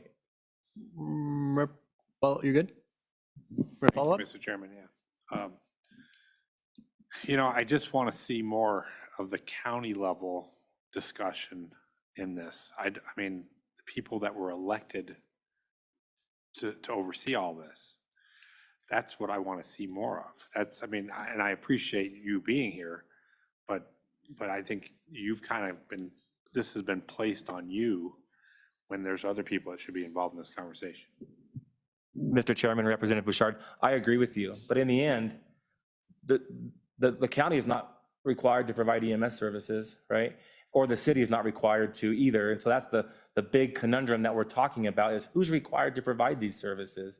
And whose ultimately bill is it to pay if we're not able to provide the services? And so I agree. The local people or the local county commissioners and city councils need to answer that question, because their local citizens, when they call 911, want somebody to come. And just like they want a snowplow to come, and just like they want to, and so they're, even though there's no state law that requires, I don't think, a county to plow the roads, the citizens, I think, expect that. And I think it's the same thing about EMS. And so that needs to be, and I'm talking about it at the local level. I don't want you to think I'm not talking about it, because I do need my local representatives and my local folks to help solve this issue. But it also comes back to this level, state level, in terms of Medicaid, where Medicaid can come in and help, or the state maybe as a payer to help step in and in some way help fund these things that are not being reimbursed from Medicare, Medicaid, or these non-billable calls for service. Okay. And I haven't forgot about you, Mr. Boley, but until then, Representative Hornock, do you have a question? Thank you, Mr. Chairman. Yeah, quick question. I know you can probably only answer for your local Uinta County, but how do you recruit, and what type of interest are you seeing in that recruitment process right now? Mr. Chairman and Representative Hornock, we recruit primarily by word of mouth and advertising and social media, in terms of getting, when we try to organize a class. And when I say organize a class, to put on an EMT class to get new people that want to be involved in the community. And we put that out and say that we're offering this class, and try to get people to volunteer their time to go through the training requirements that have increased exponentially over the years. And so now to get a basic EMT, roughly 150 hours of classroom time, and then another 24 hours of in-hospital clinical time, another 24 hours of ride-along ambulance time. And so the number of people that are willing to do that, on a volunteer basis, to come get a kind of a part-time paid per call job, is getting harder and harder to have happen. And so what we have is an aging workforce of people that are older, that were very volunteer-oriented and very involved in the community. It's that younger generation of that, trying to get them to be involved or volunteer is our difficulty in getting them engaged and wanting to spend the time to do that. And on the fire side and EMS side, and I think workforce in general, people are having a hard time getting people to go to work full-time, let alone volunteer. And that's our struggle, is the calls are going up. We're at 2,100 calls a year in Uinta County for EMS, and our volunteers are going down. And that's where the big catastrophe is going to be at some point, when we don't have the staff to meet the demand. All right, while he's still on the hot seat, anybody else? Representative Trujillo. Thank you, Mr. Chair. Quick question on, do fire engines have to follow the 911 call and then the ambulance, or is it either or? Mr. Chairman, Representative Trujillo, that is probably area specific, depending on how they are providing services.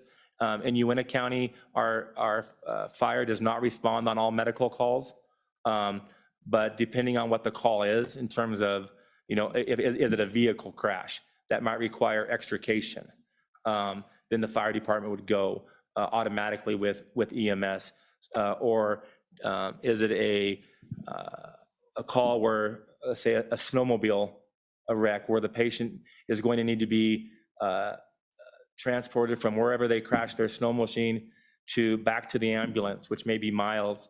And so the fire department may respond to help in a search and rescue type capacity in those situations. But generally speaking, the fire department in Uinta County is not going out on every 911 call. Some areas send their fire trucks, because the fire trucks are the ones transporting the paramedics to the scene, because they're firefighter paramedics.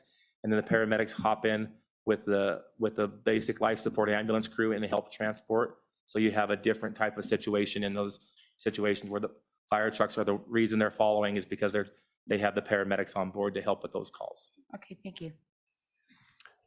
And while you're here, because you have kind of two hats, and you've mentioned it a couple times, essential service. I mean, 14 states say EMS is an essential service, including Colorado to our south. Thoughts on Wyoming saying EMS services are essential? That comes with a cost. Should we take that step in your mind, or, I mean, people have expectations. People also don't want to pay taxes just because you have a dual role. If you want to opine on that, I would be happy to hear thoughts. Mr. Chairman, thank you. In short, yes, I honestly believe that EMS needs to be an essential service because people have that expectation. And I don't think that's ever going to go away, right? That when people dial 911, that they want somebody to respond.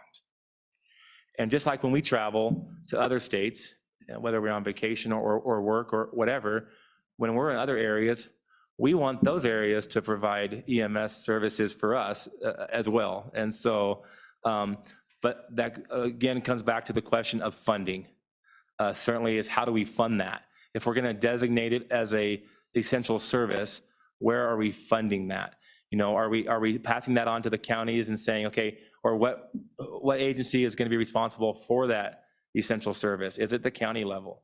Is it the local level? And if so, are we giving them an unfunded mandate in saying that? You know, Senate File 43 with the EMS special districts, we've certainly put it at the county level to help to put that and put it to the voters for them to decide what level of EMS service that they want. But if you travel, let's say you live in Uinta County and the taxpayers say that, yeah, we want to have this awesome level of service. We're going to pay 3 meals. And that'd be awesome. And then you travel to a county that doesn't think that they need EMS services and they don't want to fund that and their level of service is, you know, not as great, you know.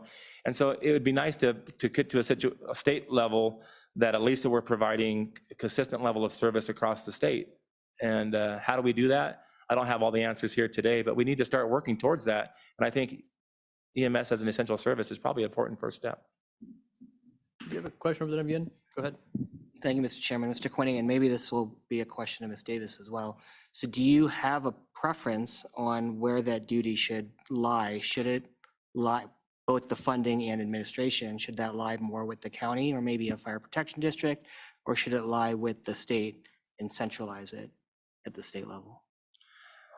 Mr. Chairman, Representative Yin, great question. And it's a difficult one to answer in terms of, because we have so many different types of EMS in Wyoming, you know, hospital-based versus county kind of, I consider ourselves county-based because we operate the county's ambulance service joint powers board, and we have, you know, private ambulance services. And so, and I think some areas, private ambulance services have come in and are able to make it a business, a for-profit business because of the call volume and such.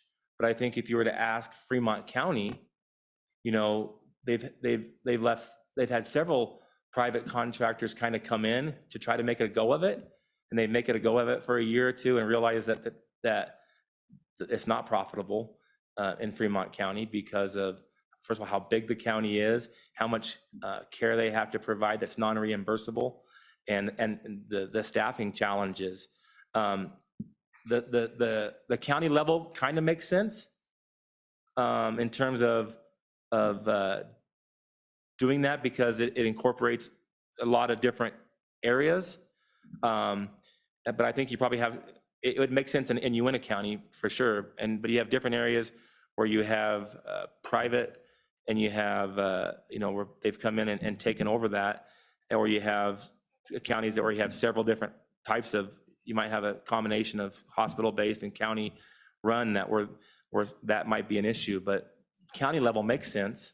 But again, that varies by county as well. So the issue is certainly complex. I think Ms. Davis knows knows that all too well, is that there's not a one-size-fit-all approach, and how do we solve it? I'm not exactly sure, but we need to start working on it, because like I told my commissioners and local representatives, we're not closing our doors tomorrow, but 5 years down the road, we might have to. And I want to solve this problem before we have to close our doors, because I don't want to get to that point. And so I want to start working on these issues now, which is why I'm here today. Yeah, that's why we're here today too. You have one more as well, Representative Penn? Okay. Thank you, Mr. Chairman. I neglected to ask this earlier. Do you make attempts to collect on non-payments? So if an insurance company declines a payment or only partially reimburses, do you make attempts to recoup the remainder of that from the client themselves? Mr. Chairman, Representative Finn, yes, we do.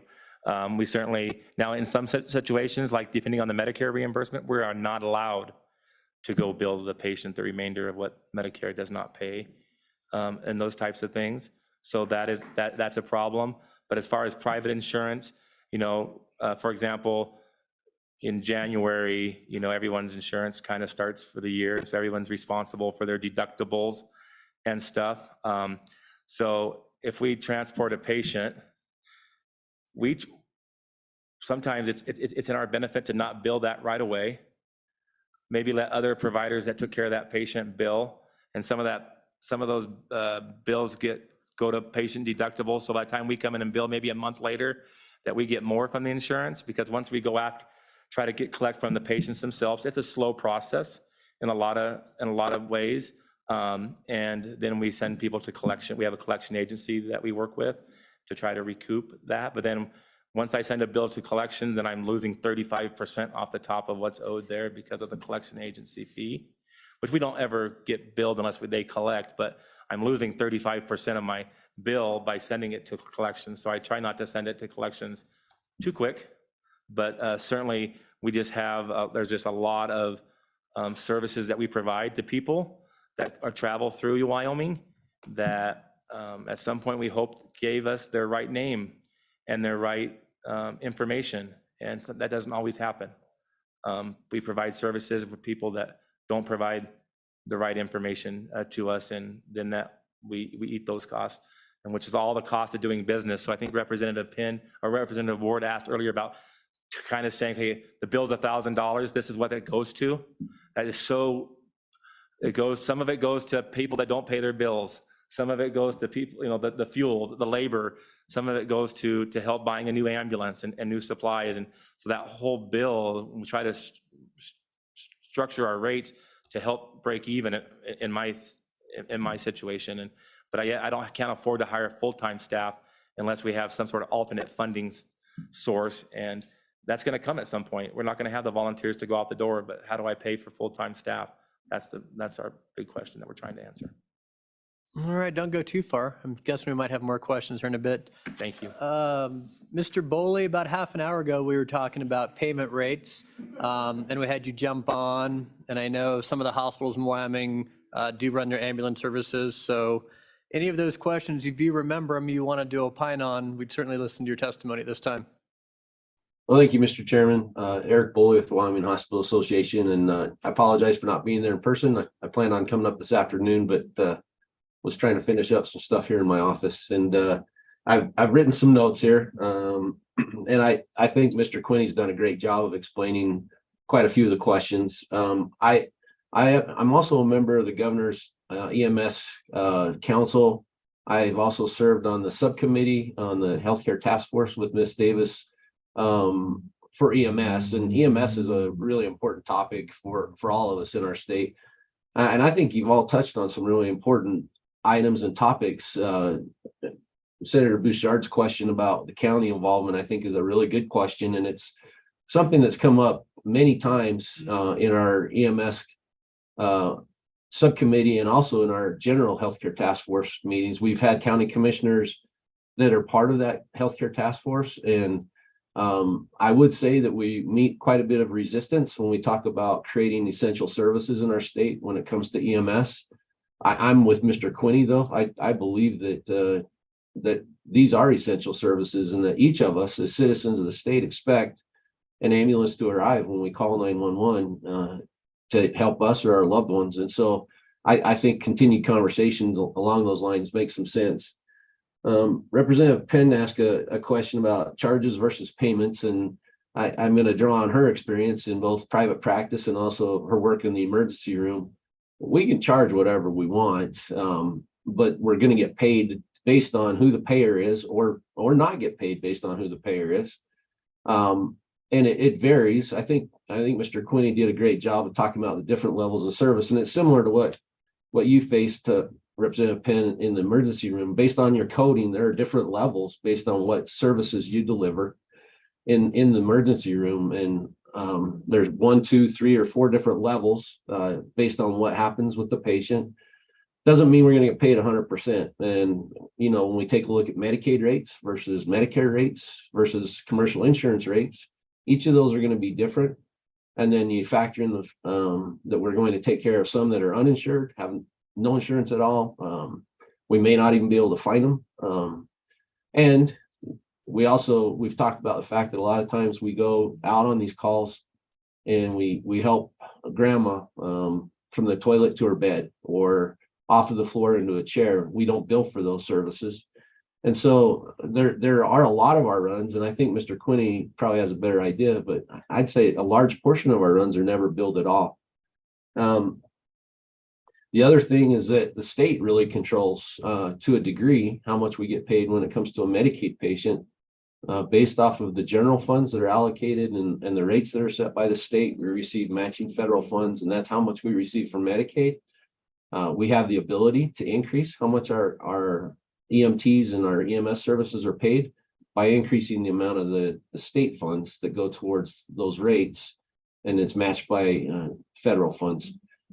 I'll also say that I've been working for many years on an upper payment limit program, and we passed legislation, I think 4 years ago now, to help bring in additional funding for our EMS services, and we're close to getting that stood up.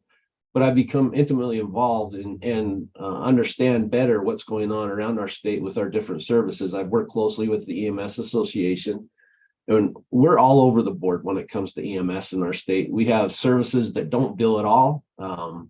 They're supported by their local community. However, it's a completely voluntary service, and whether or not there's somebody there to go on the run when it's needed is questionable. And so sometimes services are pulled from other communities to go and serve those communities.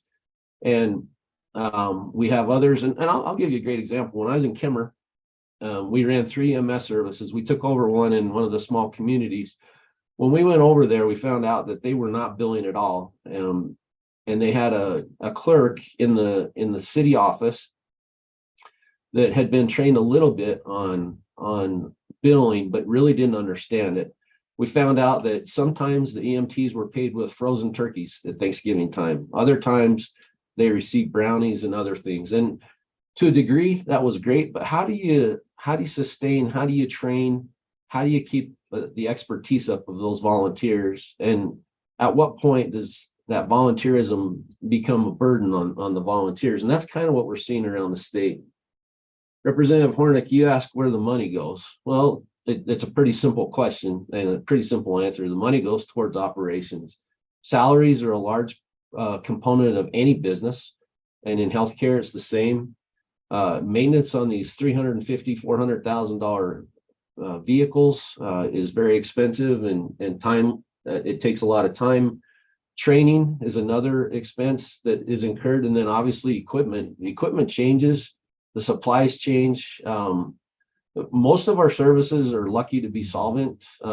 You'll see that in many parts of the state, the private services have gone out of business, and the hospitals have been asked to take over providing those services. And in most cases, it's done where other operations of the hospital are subsidizing those services in those communities. We only have a few private services in our state. And again, you'll find that the counties are subsidizing those to a large degree. And a lot of that has to do with economies of scale. It has to do with our communities, which are small. And I think Mr. Quinney did a great job of talking about tremendous fixed overhead costs, whether or not those ambulances are running, whether or not those services, those employees are deployed to go out and take care of the patients. Some of our services have paid employees that are on the clock 24/7. They may have more than one service in their communities, and so there's high overhead fixed costs. I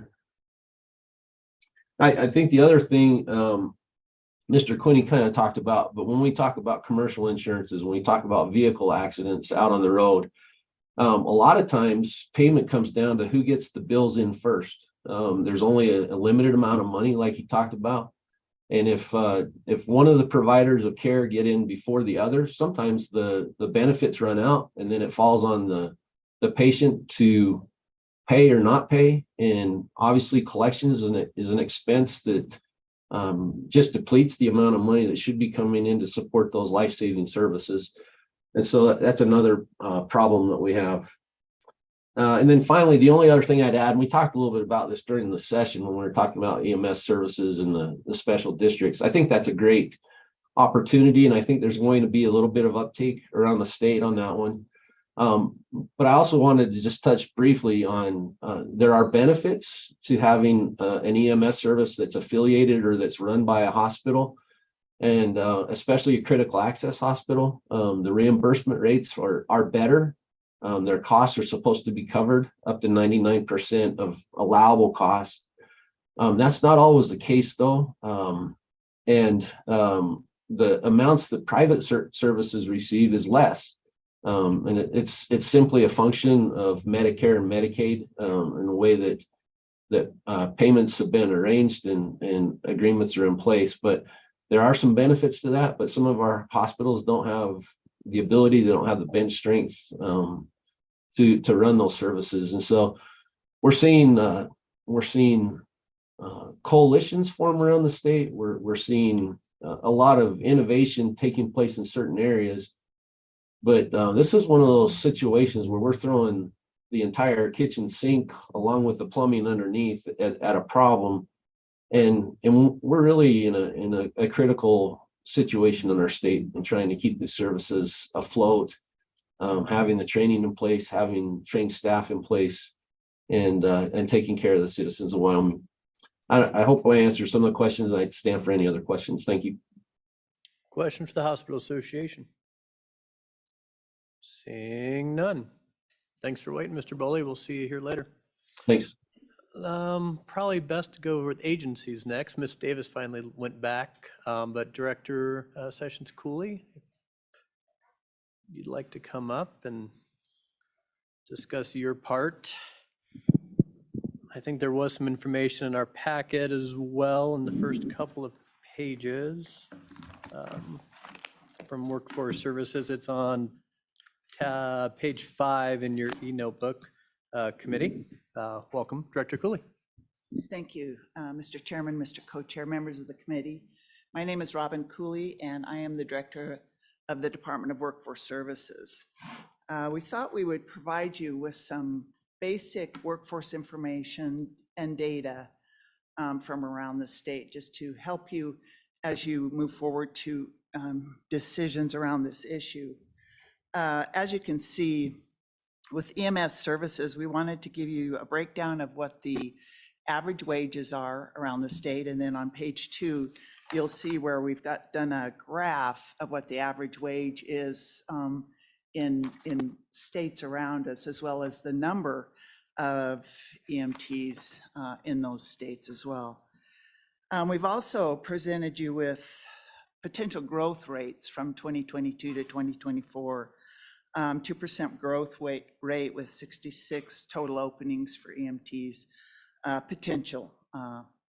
But we also wanted to let you know about our workforce development training efforts, rules training fund grant program that we, as we were working through COVID, we recognized the need for emergency medical service operators around the state. Prior to that, our Workforce Development Training Fund grants had not been available to most government entities other than county memorial hospitals. What we did with our new rules was we opened it up to EMS providers so that they could get that training they needed. And you'll see some of the numbers with the training grants that we provided. business training grants, and those would be training grants that are provided to individuals that are already employed as EMS or EMT providers. 10 trainees in 2021, 5 in 2022, and thus far in fiscal year 2023, we've helped to train or provide funding to train 40 trainees. So I thought that was a pretty significant number. We've also opened it up to our internship opportunities.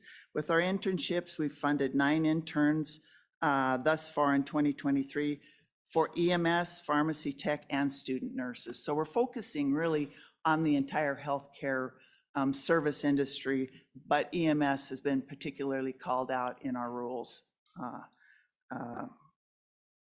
We also have a pre-hire grant. Now what the pre-hire grant does is it will grant a training program if we have both the employers involved in the area, we've got economic development entities involved that are going to tell us that they need employees. They're on board with, if we train these individuals, that they will hire them if everything else falls into place. That's what a pre-hire grant is. And so what we're doing with pre-hire grants is we're actually funding, for instance, training at a community college or training at a private training entity, for instance. So with our pre-hire grants, what we have done is provided training for 33 certified nursing assistants, 27 certified medical assistants thus far in 2023.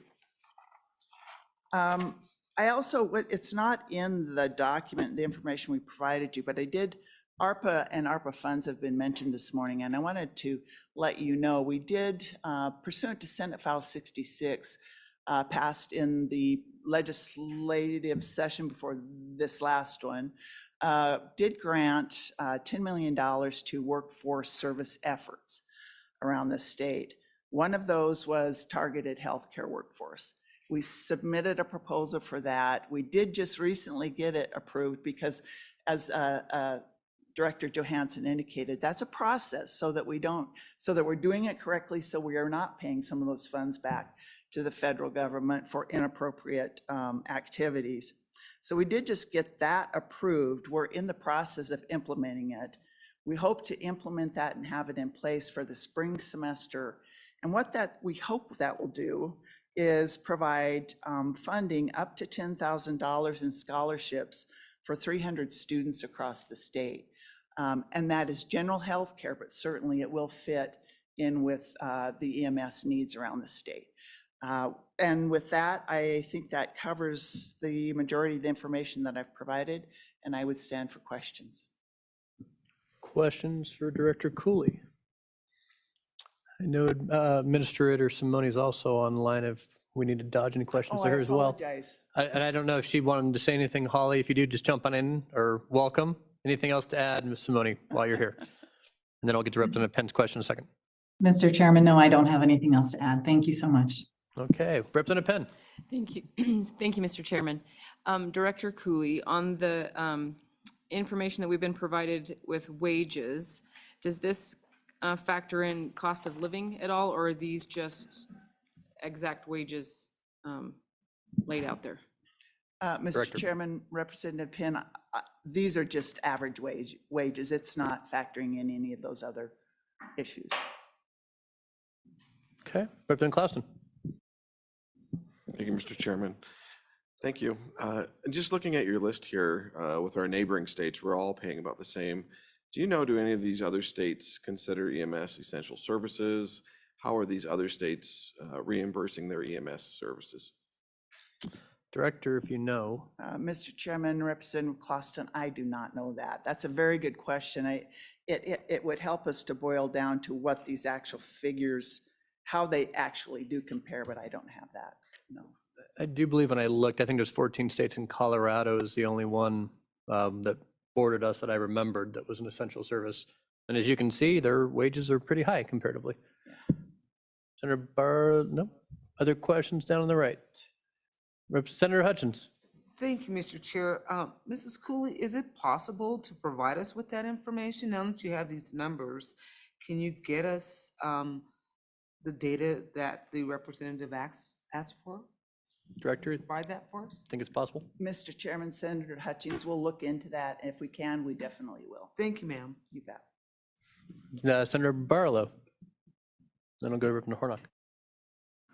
Thank you, Mr. Chairman. Director Cooley, when we have, as we heard from the gentleman from Uinta County, where they're just getting paid for call time, how does the agency actually put that into an annual wage? Or are they even factored into this average that we have for wages? Or is this, the wages we have here represented here, only for full-time employees that are being reported through your system? Thank you, Mr. Chairman. Director? Mr. Chairman, Senator Barlow, that's an excellent question. As I was listening to that discussion, I don't know the answer to that because the information that we're getting, I believe, is from the Bureau of Labor Statistics, and I don't know that it breaks that information down. But we will again find that information for you as well. Representative Hornock. Thank you, Mr. Chairman. So those wage rates that were listed, is that for the an initial hire, a new hire, so coming in with no experience, or how do you account for those wage rates? And then,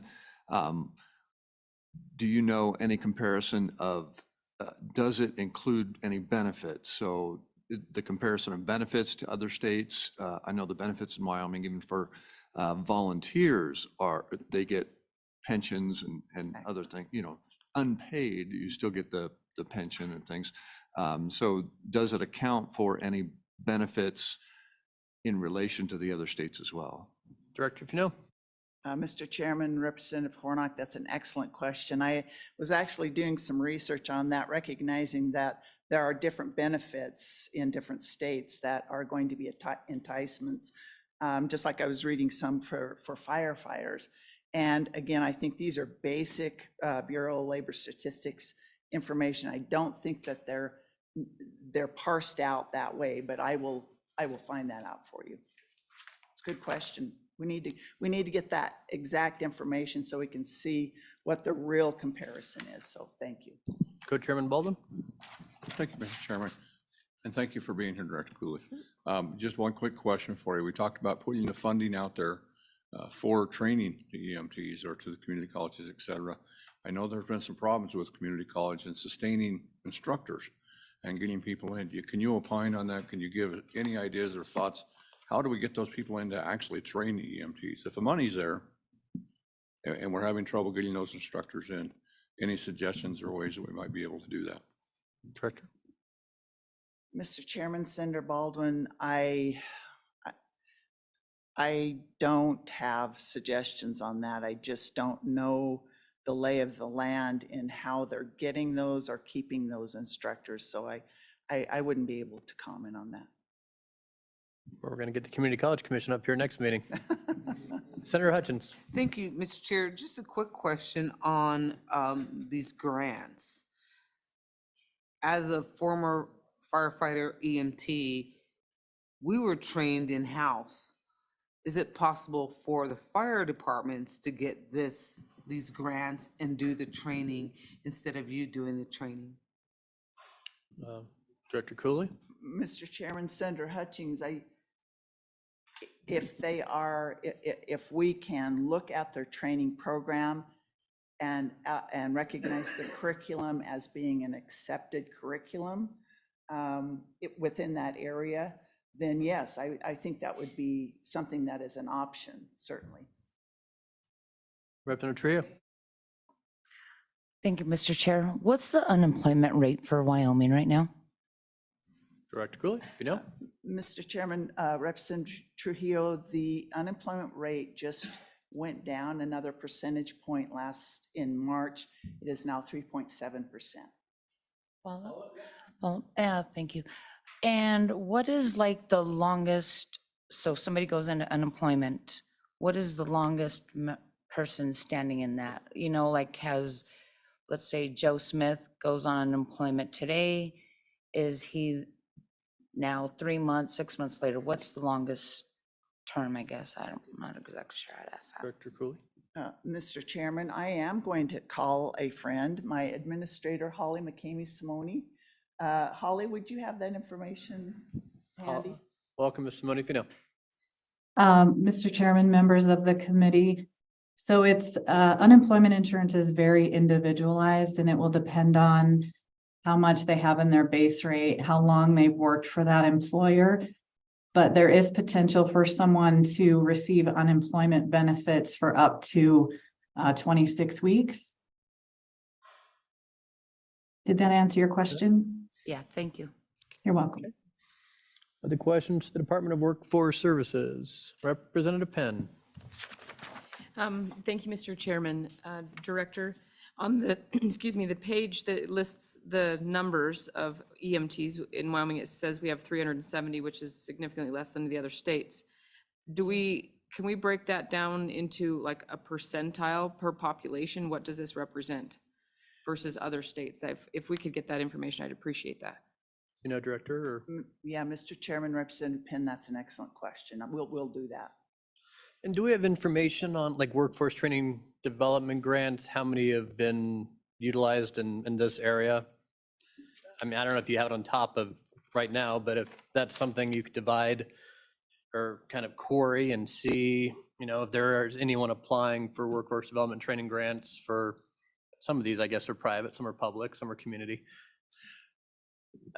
Mr. Chairman, you mean, where are they at when they apply for them? Are they working for the community or the county? Are they working for, which type of business they're working for? Is that what? I was just more interested how many people, I mean, from this field are actually applying to get further training and development. We talked a lot like we don't have enough paramedics. Is that a program that's offered for like an EMT2 to go get a paramedic license and get some benefit from the state to take that additional level of certification or training? Or is anyone taking advantage of the programs we have to develop their skills in this area? I didn't know if we had that information or not. Mr. Chairman, I think this breaks it down a little bit at the bottom of page 1 on the training grants, where we have provided training. It talks about providing training for courses in emergency medical response, emergency response for athletes, trauma nursing, emergency nursing, pediatric, emergency medicine certificate, and more. But we can get that entire list for you if that's what you're looking for. I guess I was just making sure people are aware of that this is a possibility and are taking advantage. Absolutely. And if you feel that they are with those numbers, I know you don't necessarily go out and advertise to certain constituencies. I mean, colleges help with that as well as the department, but I guess those numbers, I guess if you feel those, I mean, kind of more or less than the average other occupation, I mean, you feel people are aware and taking advantage of those grants to continue, as we're hearing, we have a shortage in kind of the top levels of certifications. I'm just making sure we feel like we're hitting that audience enough and making sure they're aware that we do offer stuff for them to increase their skills. And Mr. Chairman, I see your point that these will cover a lot of different areas. So are we targeting those professions to help them recognize that these opportunities are out there? I don't know that we've done it, but what I will commit to is when we are able to open up this targeted workforce ARPA proposal program, we will make a target there because that is such a significant assistance to individuals in that area to go get a 2-year degree. We heard comments this morning about the difficulty for people that might be needing to work a part-time job, not be able to afford to get that additional training to go into this area, especially if it's going to be a volunteer position. This is something that would dramatically help them or help them do that. So we'll make sure and make that a focus. Okay. Senator Hutchins. Thank you, Mr. Chair. This kind of goes along with his question and something you said earlier, that the fire departments can get these grants if they provide the approved training. And it seems to me that the fire departments, EMS, they know what they want, not some bureaucrat up there saying, this is what how you're going to train your people. So it seems to me that you would be working very closely with the fire departments and EMS services and saying, hey, these grants are out there for you guys. And I don't like grants, by the way, but they're there for you. Go for it. Is that happening outside of this arena here? Right, Mr. Chairman, Senator Hutchins, our marketing budget for this is limited because we've wanted the majority of these funds to go out for the training. The marketing that we've done thus far has been almost exclusively word of mouth. I will tell you the success based on that word of mouth has just been overwhelming to us. But it's certainly something that, because we recognize the need specifically in the healthcare area, that we can certainly do. And with the ARPA fund proposal, we do have specific marketing monies that we can use. So that's the first time we've had those monies to be able to use for that. So that's why I say that listening to the conversation today, that's something that we can direct some marketing efforts in that area because we'll have the funds for it. Thank you. Okay. Seeing nothing else. Thank you for being here. And then committee, I didn't offer, we usually take a break about 10:15 or 10:30. So maybe we can take a 5-10 minute break and then we'll do public comment for other people who wish to testify on the subject. And that should be about an hour and then hit lunch on time today. So we'll read, let's say 10 minutes at 10:55. And we're in recess until then.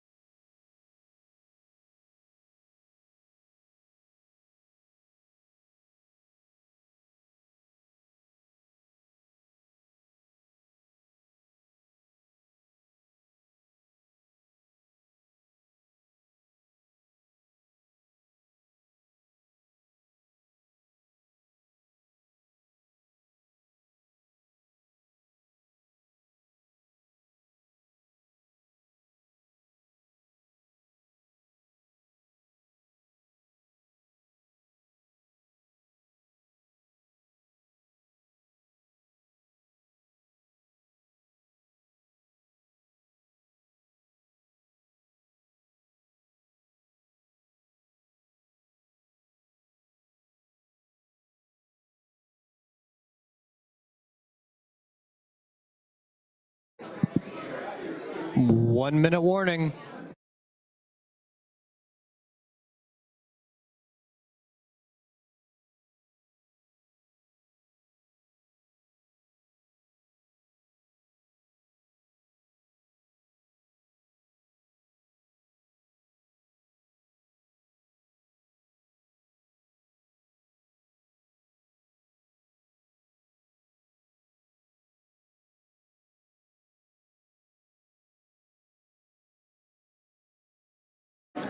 Thirty seconds.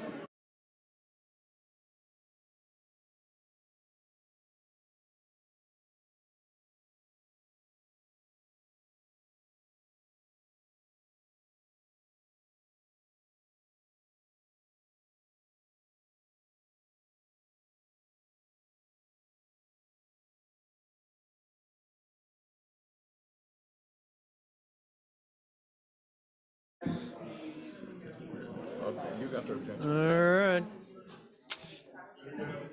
As soon as Representative Chadwick returns to his seat, we'll start.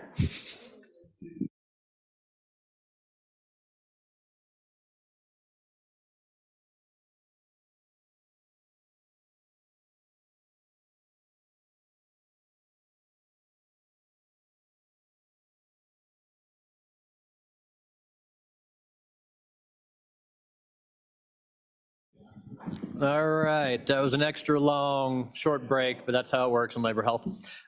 Next up is Ms. Somerville, and welcome back, Ms. Davis. Talk about the task force. Floor is yours. Good morning, Mr. Chairman. Thank you for having us here today. I'm Andy Somerville, Executive Director for the Wyoming Association of Mental Health and Substance Abuse Centers. And I'm here to talk today a little bit about the idea of the behavioral health EMT, or behavioral health technician. And I want to thank the committee for adopting this as an interim topic conversation. So a little bit of background. So in 2021, the state of Utah decided to take a look at how to better serve mobile crisis needs in their rural and frontier areas of the state. Utah has dedicated mobile crisis teams in their more urban areas that cover about 78% of the state, but the rest of the state was kind of a desert per se in terms of how to get crisis services out to folks. So in my research, I stumbled across what they were doing in Utah, and the concept is simple. It creates a licensure for EMTs or paramedics that receive additional behavioral health training.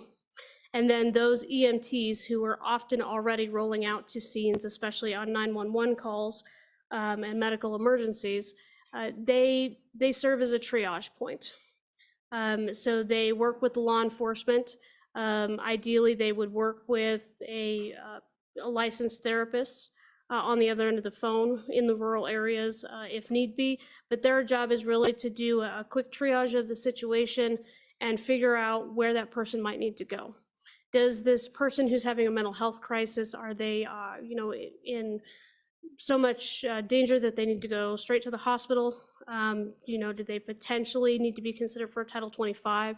I want to be clear that these EMTs would not have the authority to put them under a Title 25, at least under our proposal. Do they need to potentially go to a crisis stabilization center run by a community mental health center? Do they need a family member called, et cetera? What are the options in that situation to best put resources and services to somebody that's experiencing a mental health crisis right there, with the goal of avoiding unnecessary trips to the hospitals, better utilizing our resources, and keeping them out of the jail cells, if at all possible. The program in Utah, although they passed it in 2021 and had hoped to have it fully operational last year, they're still working on some things. So they have passed some very basic administrative rules that will have to be amended. What is holding them up right now is the development of the curriculum. So the University of Utah's emergency management program has taken lead on developing that curriculum. They hope to have that done by June. I want to share that both their government offices over there, as well as the University of Utah, as well as the sponsor of this bill that you have in front of you here from Utah, Senator Thatcher, have all been more than willing and frankly excited to share what they've been doing and their resources with us, in a partnership sense. So they're happy to provide all of that information and curriculum to us when they get it done.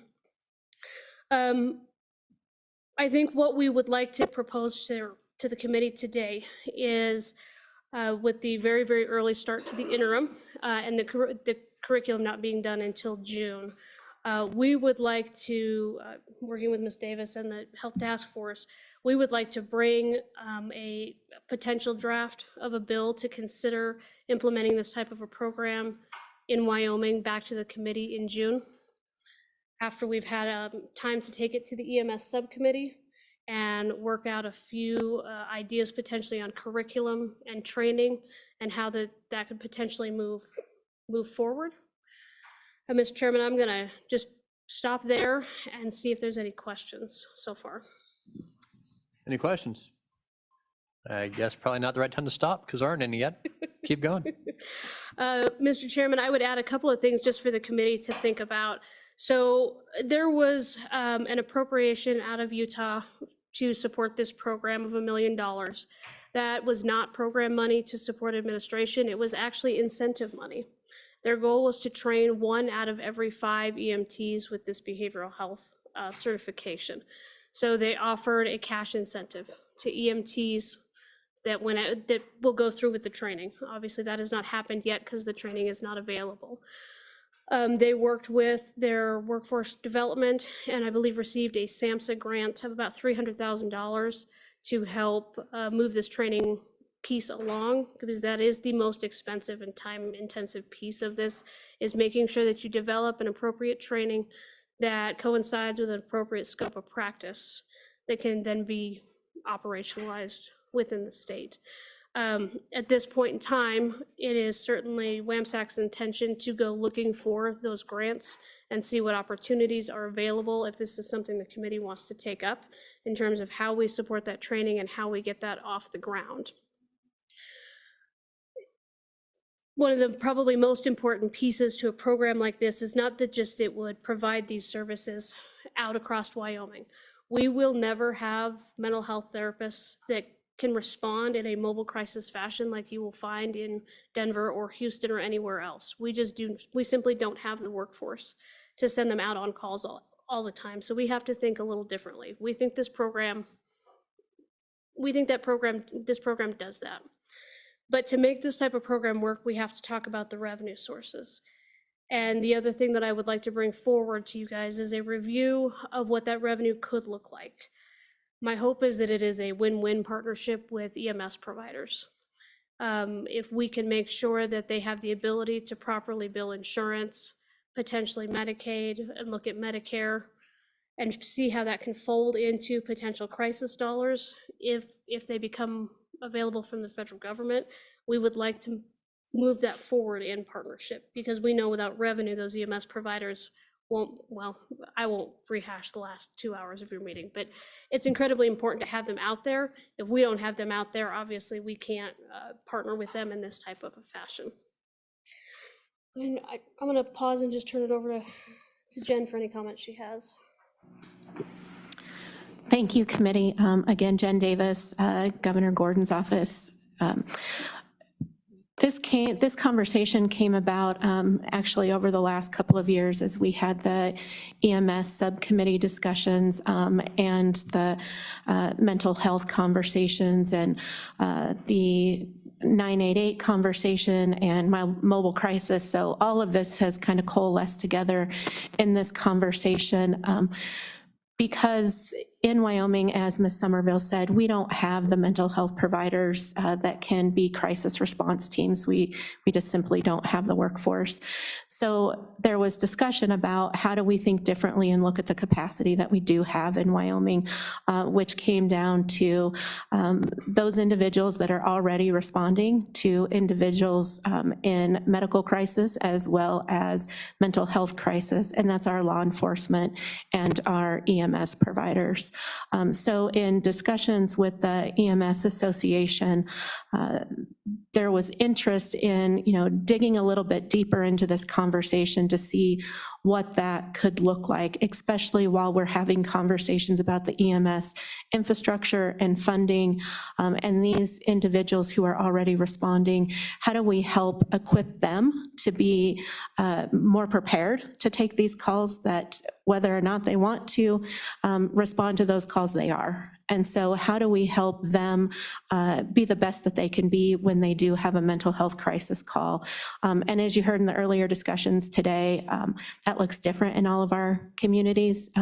As was said earlier, sometimes fire shows up, sometimes EMS shows up, sometimes law enforcement shows up.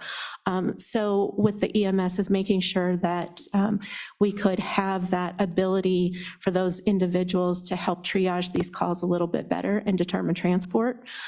So that is really the crux of where this came about, and then learning what Utah has done and if there is opportunity to partner in that, and then Wyomingize it for what works best within our system. So I'm happy to take any questions too, but just wanted to elaborate of where some of that came from. So I guess the question I'm wondering, this is a whole separate position. This isn't some type of additional training that we could encourage our EMS drivers, our paramedics, our firefighters to take another couple of courses. In your mind, the way I read the bill, it's a separate, I hate to call it a profession, but it's some type of separate position licensed and signed off on. Was there any discussion on having this kind of build as some type of requirement for firefighters or current EMS staff? Mr. Chairman, I'll take that one. So there was discussion in Utah when they started this program of making it mandatory.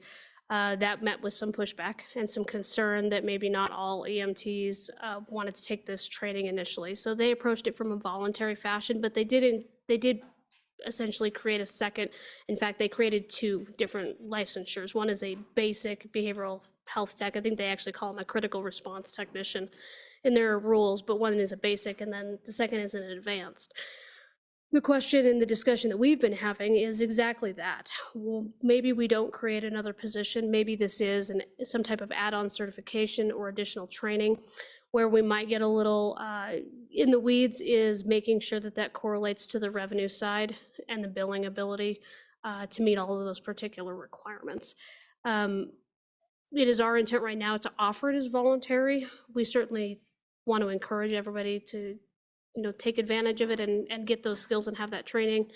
But we haven't had any discussions about just making it mandatory in any of the current licensures that we have right now. I know, at least in my community, we have those times where the police show up and the fire department shows up and the ambulance shows up, and that's a whole lot of government, and sometimes they don't need to be there, but I don't know how I hate to add one more classification of someone who could show up, and I'm just making sure it's cost effective. Representative Hornock, do you have a question? Yeah, thank you, Mr. Chairman. So the governor has recently mentioned that we need to look for Wyoming solutions to Wyoming problems. This seems to take something that was passed in another state and implement it here in Wyoming. It was recently implemented. We're not even sure how it works yet. There hasn't been much data on that. So I guess looking at this, what would change? How would you tailor it to what we're dealing with here in Wyoming? The state of Wyoming is vastly different than Utah. Resources, the number of people, locations, rural, just in so many ways. How would you tailor it so that we're dealing with solving Wyoming issues here? Chairman, Representative Hornock, very great question. And that is really the discussion, I think, to have here with this. I think you have the bill from Utah as an example, but I would totally agree with you. These need tweaked to fit our Wyoming populations and the workforce that we have. As you've heard this morning, we have a lot of issues in our EMS system already. So we do know that this could potentially be an opportunity for EMS to be better equipped, but to Chairman Zawanitzer's point, not creating another specialty, but having the ability of our EMT and paramedics to get additional training to be better equipped is probably something that fits Wyoming better than how Utah is looking at that. Utah does have typically a much bigger pool of population to draw from than we do. So I do think that we need to think about it differently and what it looks like for Wyoming. I think the bill in front of you is an example of something that has been created, of a way they looked at it, but does need tweaked, needs still some work, as Ms. Somerville said, in this interim of talking with the EMS Association and see how that would work and play out with individuals who would be interested of it being a voluntary position, that they would want to pursue this additional certification or however we build that. But again, I think, I'll just be frank, it comes back to our discussion. First, we have to have them solidified and sustainable for the work that they need to do as EMS. And then this is another place that we can then have them build upon a skill to help them with some of those other calls that they're doing. So hopefully, as you all are discussing the EMS in this interim, and as Ms. Somerville works with the EMS Association, we really get to that Wyoming solution of how this can look, because it will need to look different than what's been put forward. And we don't have the data because they're not done. We have had conversations with the EMS Association, who already has some ideas of what the curriculum here could look like based on what he feels is best for Wyoming. So those are also some discussions too. Mr. Chairman, if I could just add real quick. My Real apologies. quick, because Yep. your questions are jumping up now. Go ahead. Just in terms of when you read the bill draft that's in front of you, I just want to be very clear. There are many things that will need to be done differently here in Wyoming than what is in that bill draft. Utah has mental health authorities that divide the state up into regions. We don't have those, right? They function on a multi-layered commission and task force system that we don't have. And so I really wanted to provide the legislation just as a framework to say this has been talked about, and we think it's a good jumping off point to build something here. Down the line, maybe that's easiest. Representative Clouston, you want to go ahead? And we'll go to Representative Hornock. Thank you, Mr. Chair. So I think we all know behavioral health is a main focus of Wyoming. We all know it's a huge problem. And to the representative's point, it'll be interesting to see what Utah comes up with and what we can follow. Do you know, do other states have such training or certifications for police officers and sheriffs and firefighters?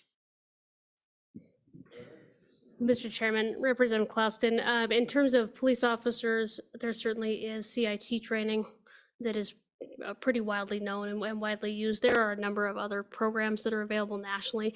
I am certainly not the expert on those programs. What was unique a little bit about this discussion about what we saw out of Utah is, although there is some mental health and behavioral health training, nobody has really tried to package it together and put it together for this purpose yet. So we also potentially see some, collaboration and, try to make sure we're not duplicating efforts in just the realm of first responders. So if we can put training together for this type of program, we might be able to, offer additional training for firefighters, law enforcement. Thank you, Mr. Chairman. So the template you have from Utah has no appropriation attached to it. Specifically says that. What do you see happening here if this is something that you would look at? How would you do training, enact something like this? Would there be money required for that? Would that be state funded? How do you see that happening? Mr. Chairman, Representative Hornock, that's a perfect question that unfortunately I can't answer maybe the way it needs to be answered right now. I think we have to look at the program and build it, and then we can look at how much that training is going to cost. There are certainly a number of stakeholders that might have an interest in this discussion about how we bring that forward, including the state. Cities and counties that are responding to these things, community mental health centers, et cetera. There's probably a large group that needs to have that dialogue and what that looks like. When Utah went about it, they first went after a workforce development grant to kick off that training, to develop it and start to provide that training. And I think the most key part of that is going to be the analysis of the potential revenue that can be generated. We may need to look at some funding upfront to kickstart it, but certainly the hope is that there will be some revenue generation, that it'll make it worth its while to EMS in the future. Thank you, Mr. Chairman. A couple questions. One, do you know if there is any available additional charge that could be billed out for these services? And then my second question is, it was testified or discussed earlier that one of the problems that we are facing with our lack of EMTs currently is because of the increase in requirements and regulation and things like that. Will this be one more thing and therefore translate to more issues with our EMTs? If they see, oh, well, I also then have to, even though maybe they're not required to get this certification, will that perception be there that I'm going to have to handle mental health? Mental health isn't for everyone. I mean, it takes special people to do it. A lot of times I think that our EMTs, especially our volunteers, are doing it because it's the type of work that they do is enticing to them and they enjoy it. But I worry a little bit that throwing in that then they might also have to be in charge of mental health side of that might deter some. I don't know if you have thoughts on that. Mr. Chairman, Representative Penn, to your first question regarding billing codes and Medicaid. So yes, we believe that those codes, they're out there, and modifiers to those codes that could potentially be used. That's part of our analysis. We'll bring that back to you if that's acceptable in the future to have that conversation. Because again, that is a really important piece. We can't forget to talk about the revenue generation piece for this. I do agree that mental health is not for everybody, and not every EMT may want to do this, and there might be some that just don't want to take more training or more classes, and that's fine. What has been interesting on the flip side of the conversation is we frequently encounter the conversation about how do people begin to work in the mental health field before they have a master's degree or before they have a bachelor's degree. They're incredibly interested. We don't have a really firm career ladder for that, where you can start in high school and move forward. The conversation around this was, it might bring people into the EMT service that maybe haven't been there before because they maybe have a particular interest in behavioral health. And I can't tell you that will happen, but that's been an interesting conversation to this piece. I think that's maybe something we have to see how it unfolds a little bit, and it may be something we try in some pilot areas first. As we have those conversations with the EMS subcommittee, I think that is all very good discussion. Okay, Representative Trujillo. Thank you, Mr. Chair. Looking at these graphs, do you have a percentage of how many of these emergency calls and stuff that has been handled in the past years is mental health?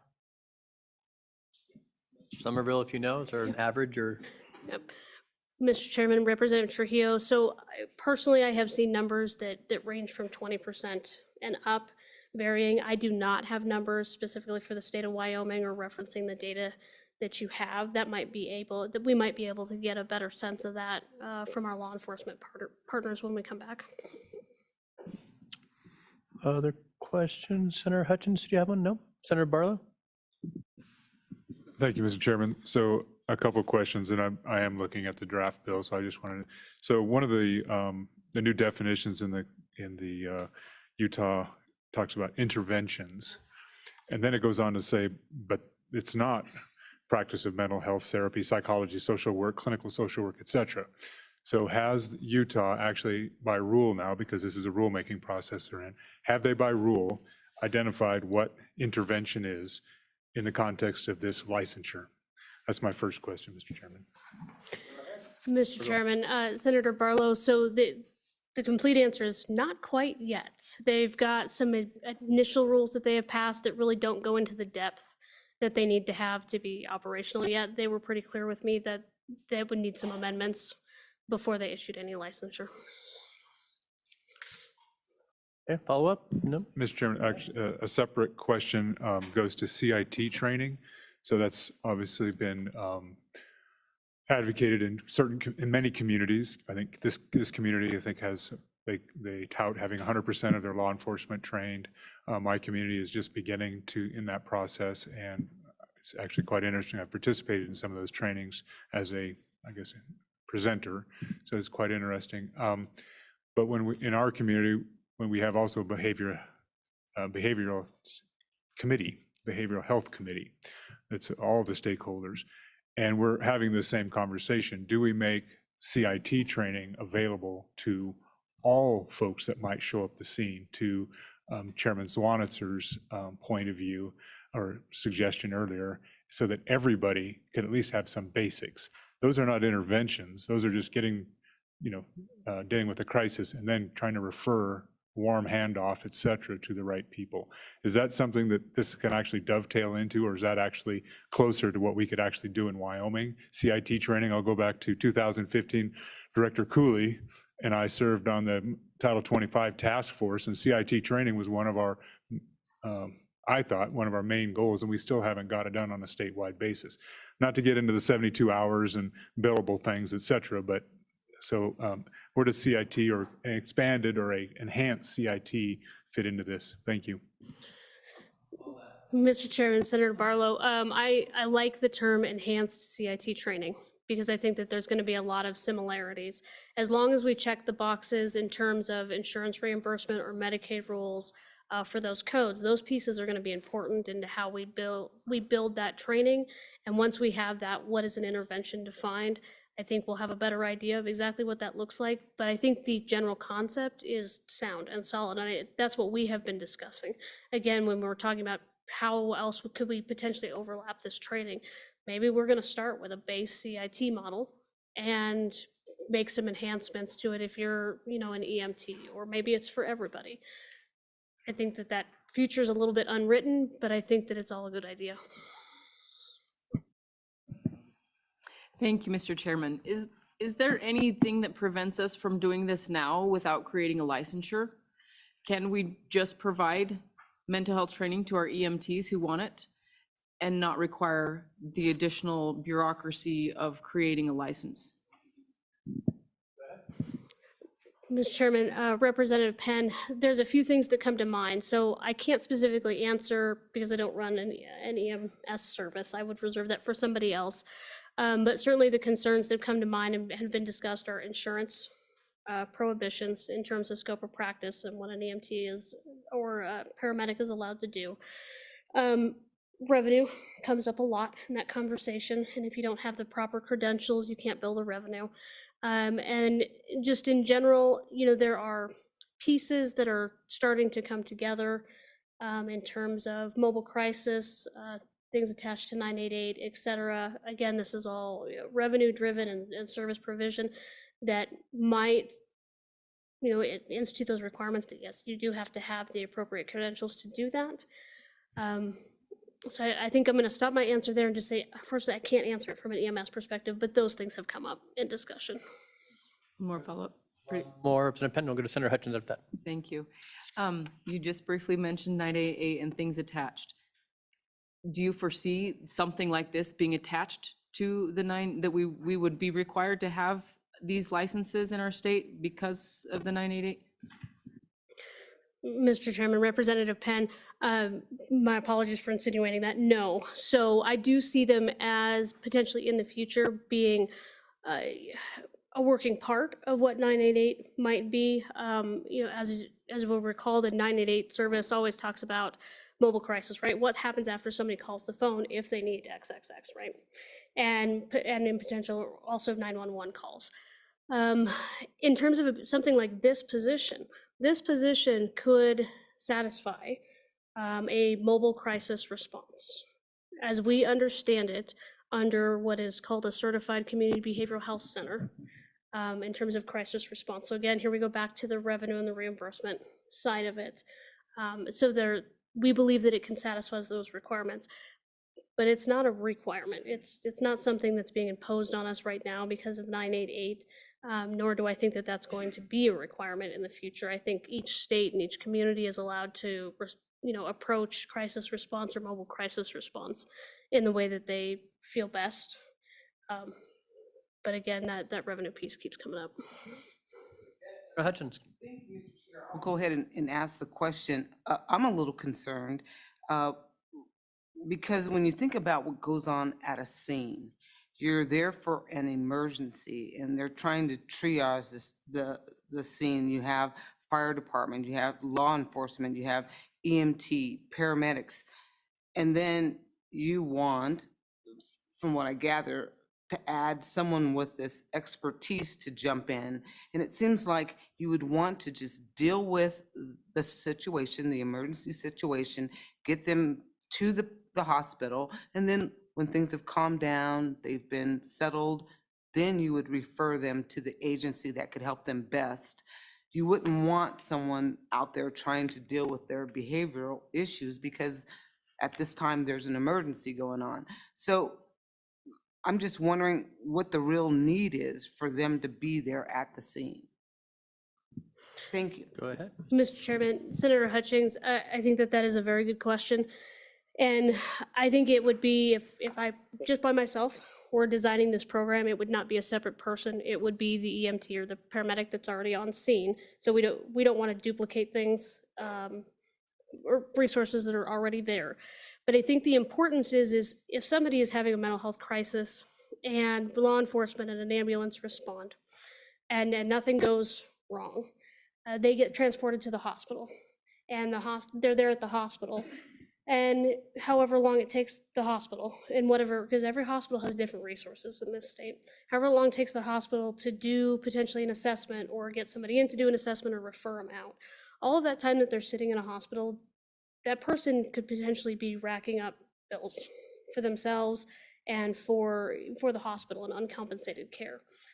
The goal for us is to try to directly connect people to the resource that they need as quickly as possible and as directly as possible. So if this behavioral emergency services technician can do a triage, can reach out to the community mental health center on the scene, and it's more appropriate to take them into crisis stabilization, then that decision can be made on the scene and that person can be taken right into crisis stabilization.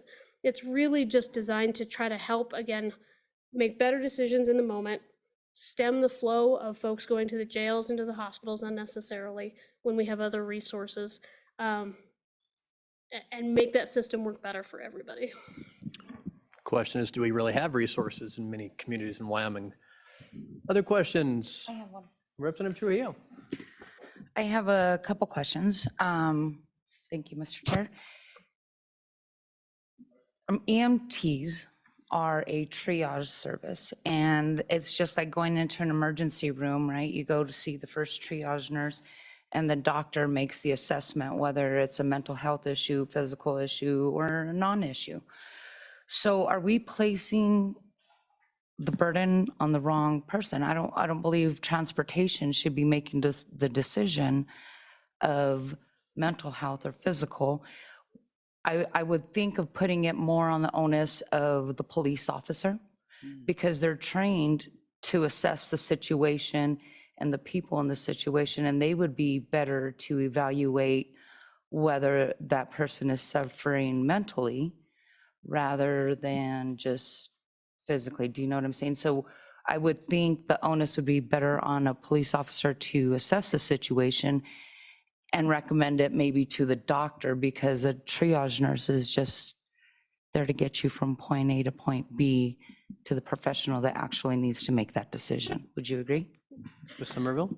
Mr. Chairman, Representative Trujillo, so I think where you're going with this tracks, but I want to step back to some of the feedback that we receive from law enforcement is they want better training, better resources. They'd love to have mobile crisis on the ground. They need help with mental health calls. The purpose of something like this is not to transfer all the responsibility onto one person. It's to add another element to the team. In Wyoming, a police officer has the authority to put somebody under a Title 25 hold. This position would not. But this position would be directly tied into the community mental health centers, to the hospitals, would be able to make a recommendation, just like the nurse when you walk into triage says, go here, or this is critical, or whatever. That's the recommendation that we're looking for. And then they work together as a team to try to make the best decision they can. And to be honest, that's what goes on a lot of times on these scenes right now, right? You have firefighters and you have police officers that are trying to do the best they can on a scene, and EMTs now. So what we're really looking to do is just enhance that, make it work a little bit better, make it a little bit easier for everybody at the end of the day, and hopefully, again, utilize our resources, our scant resources in Wyoming that we have better. So generally, the ask is for this committee, I'm assuming there's an ask for us to draft legislation similar to this to be discussed at our next meeting in a more Wyoming-type fashion. Mr. Chairman, we would actually volunteer to kind of bring that draft to you guys next meeting after we've worked with the EMS subcommittee. We can do it either or if you guys want to start a draft, but I wouldn't draft it just like this bill. I think there would be some pretty significant changes to it. So we can bring those forward at your next meeting, if that would be acceptable, or however you'd like to do it. Yeah, I think so. Representative Trujillo, you have another question? Well, more of a question and can I get a percentage, a number of the mental health issues according to the responses that we've had in the state of Wyoming, and where they're, I guess, located in the state of Wyoming? I mean, if it's just in one region, that's just one part of Wyoming, and it doesn't really affect the whole entire state of Wyoming to make such a big thing. And actually, if you have comments from your county commissioners on their local assessments of what they think they need in their area. Thank you. And so, co-chairman, I hate to direct LSO to start a bill draft if you don't have kind of what you're looking for. I'm just worried if you bring an internal bill draft that's not an LSO format to our next meeting, by the time we get it drafted, then we don't have as much time to look at it. So perhaps just kind of a friendly agreement between all of you and LSO that if you get something that could be kind of a rough draft in actual LSO format, then we could discuss it, parse it, and continue working on it for our third meeting, if that would be agreeable. What you said. Okay, just making sure that was okay with my co-chairman and generally the committee to pursue. It's tough to make a motion to pursue this if it's going to be amended heavily, but you know the process, Ms. Somerville, obviously. Mr. Chairman, I do. And Okay. thank you. Other questions for the task force? Representative Ward and Senator Bouchard. Yeah, so this is directed to you, Mr. Chairman, and thank you. I'm sure you're aware that probably not all the committee supports this. I think I am as well, Representative Ward. And again, usually we're, for the interim, we draft things and then if there's ways to amend it to something that committee as a whole would support, we would do that. And if not, it can be a private bill or just go away. So historically, unless there's a huge pressing need against an issue, we kind of perfunctorily let LSO draft some bills, look at them and vote them up or vote them down at the appropriate time. But if there's a strong feeling to not move forward on this at all, we can certainly entertain that before. It's kind of tough, so there's no motion because we're not even at the motion part. But as you continue to evolve this, I guess as co-chairman, I can say it's not close enough for prime time, but it'll be a pretty rough draft, I think, at our next meeting if they proceed as I think they're proceeding. Senator Bouchard.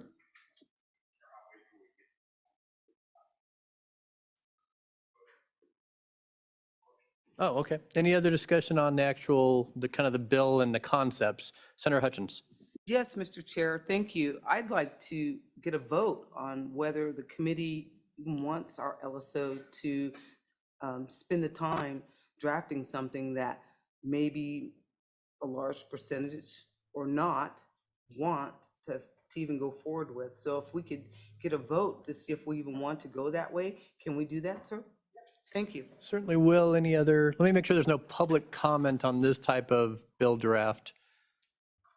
You do have some thoughts, sir? Come on down. Because you're right, if the committee doesn't want to pursue this, there's no reason to even have some staff time on it, but thoughts? Have you seen a copy of, you know the general concepts we're going for? Welcome back. I do, Mr. Chairman. Thank you for, I just don't want to take very much time. I just wanted to make a couple comments. Again, Eric Quinney with Uinta County Fire and Ambulance. I feel like I could speak to the mental health issue. We do have the state hospital in Evanston. But I don't know how many of you know that we cannot transport mental health patients to the state hospital. We transport our mental health patients often ends up to our local ER because that's how we get paid, right? We can't take them to a crisis center. We won't get paid for that. And then we transfer them from our local hospital to Provo, Utah, and or Casper, depending on availability. Evanston to Casper is a long ways. Evanston to Provo, Utah is a little bit shorter. And then we might get paid, we might not get paid if we transport those mental health patients. So maybe encourage the doctor to give some sedation to the patient because that will increase our likelihood of getting paid on the call. So dealing with mental health patients in the field is going to be a big burden for my volunteers. I think it's for full-time staff that have the ability might be a good thing. But the big problem here is not necessarily dealing with the mental health patients, it's where are we taking these people to and getting paid to do that. It's problematic. Like I said, we deal with a lot of mental health patients in Evanston because they get released from the state hospital into the community, and then we're dealing with them a lot. So training is great. Does it add a burden to the volunteers? Yes. But the transport of these and where we're taking them to is, until we figure out how we're going to get paid for it, right now, the only way we get paid is if we go to the ER. And that's the problem. It's not whether we can deal with them out in the field. We can only take them to the ER and to get paid. Thank you. Representative Penny, you have a question? Yes, Mr. Chairman. Mr. Quinney, you had 50-something volunteers in your force, I think you said. Just your personal estimation, knowing your individuals who work for you, do you think that most of those would be agreeable to or want to do something like this, or do you think that this would be something that they'd be hesitant to do? Mr. Chairman, Representative Penn, the commitment to just be an EMT by itself right now is extensive. And we're having difficulty getting people to be EMTs with the current training. So when I heard it wasn't going to be necessarily a requirement, that's good, because I don't know how many small services in the state of Wyoming those people would want to do that. And then as an agency administrator, I think to myself, okay, so if we're going to provide training to our folks, now we're assuming some liability if we're dealing with these mental health patients differently, because now we've been trained in mental health, and if we don't do something exactly right, are we going to be more liable for those situations? So the things to think through.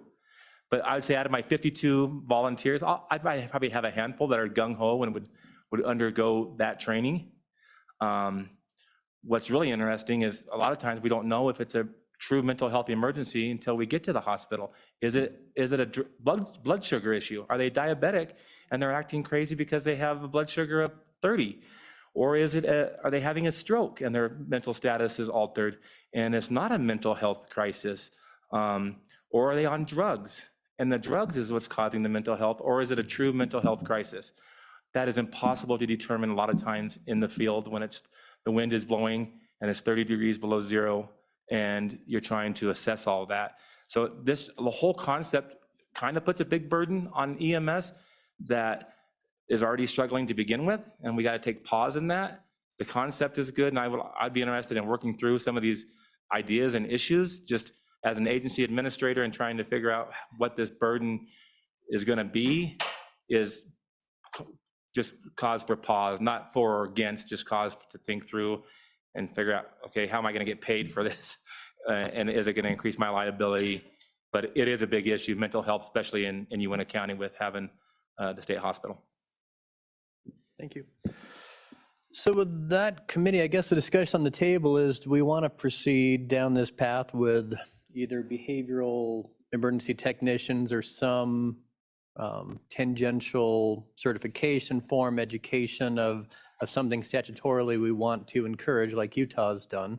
And so I guess discussion before a vote, and it's usually a pretty simple, in most committees I've been on, it's a pretty simple, let's have LSO draft a bill. If anybody watched Judiciary this week, I'm not sure how many they got up to, but it was a pretty simple, make them draft a bill, have them draft a bill. We do a little more, we'll do a little more in this committee. So discussion on, before a kind of an ask vote, if you think we should proceed with this in our interim. I know some of you, Senator Bouchard, you want to start? Go ahead. Thank you, Mrs. Chairman. You know, it's interesting when you get the behavioral health side people with the criminal people, the criminology people. You find a lot of divide there. And I think that the police, the people that show up all the time, and when at times when I want to be fair to the other first responders, that when they're the ones that show up, their experience tells them what's going on. We see a lot of that in Cheyenne. I think it would be fair to say Cheyenne and Casper probably have more of those calls because of the population base. But when you have a law enforcement officer that's second guessing what maybe his gut's telling him, and we got people that somebody could die out there, I think, you know, is it a pain to somebody to get put in handcuffs and taken down and evaluated? Probably is. But what could happen if we're trying to second guess a law enforcement officer that's in charge of the scene? We're talking about a behavioral emergency services technician with not much criminology training. Criminals are very good at fooling people. The prisons are full of them. So I would advise extreme caution on this kind of legislation. If you look at what Utah did, you can look up the word crown jewel, and they brought a slew of bills that connect to this and ties it into that industry. So I just we can't afford, as our first discussion, we can't afford what we have. I don't know if we can build anymore. So thank you, Mr. Chairman. Yep. Other discussion, Representative Ward? Thank you, Mr. Chairman. Yes, I'm not in favor of this either, given that we have a hard time filling EMS positions as it is and adding a new licensure potential requirement. I don't think this is a good idea. Other debates, comments, thoughts? Representative Chadwick.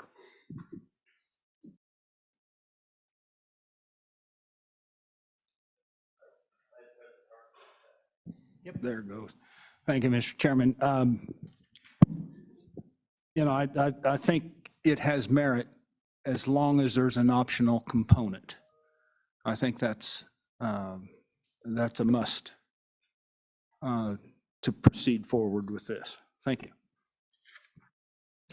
All right, so I guess the motion that no one's officially made yet, but usually just comes from a co-chairman, is should we have LSO draft a bill?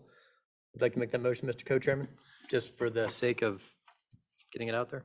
Just for that sake, I will make that motion. Just quick out of discussion is that I think some of the things and the objections that are being brought up that perhaps, and this is neither for or against, is that if we have a rough draft, if we have something that's real rough, all that discussion from county commissioners, from the EMTs, et cetera, law enforcement, that's a discussion to be had at that time if we do move forward. But I would move that to do a rough draft to discuss at the next meeting. So, seconded by Chadwick. So perhaps that was, let me make sure I understand the motion, for the council to get LSO something and then have LSO put it in LSO format. You just read my mind. That's exactly what I said. And then we could look at, all right, for the discussion on that motion, all in favor of the motion, say aye. Aye. Opposed, say no. No. Show of hands. All those in favor of the motion, raise your hand. 1, 2, 3, 4, 5. All those opposed? 2, 3, 4, 5, 6, 7. That motion hasn't passed. Where is Senator Dockstader today? Senator Hutchins. Yeah, go ahead. It failed. Oh, it did not pass. Sorry, I should say it failed in the affirmative. But certainly, if you guys want to keep working on it and an individual legislator wants to bring legislation, we can pursue it that route as well. I think we're just a general public comment on these issues, unless the agencies have anything they wanted to bring back or people are here to talk about EMT We have a couple other people from the Department of Health online. I know I saw Mr. Fuchs, Mr. Logan, and Mr. Kohler. If any of you have anything to add, feel free to jump on. Any other public comment? I know we have a couple of you this afternoon. Welcome, Heather. I see you're wearing blue today. Sorry, couldn't resist. Welcome. Go ahead. Good morning, Mr. Chairman, members of the committee. My name is Heather Roday. I work for Blue Cross Blue Shield of Wyoming, and it does start with a B, so I believe that that would be our organization that was referred to earlier. Happy to join everybody today for this important discussion. Would like to remind everyone that Blue Cross Blue Shield of Wyoming is a not-for-profit independent licensee of the Blue Cross Blue Shield Association. We are domiciled in Wyoming, and we are only allowed to sell insurance in Wyoming. So I wanted to clarify that Blue Cross Blue Shield of Wyoming is one commercial payer in the state.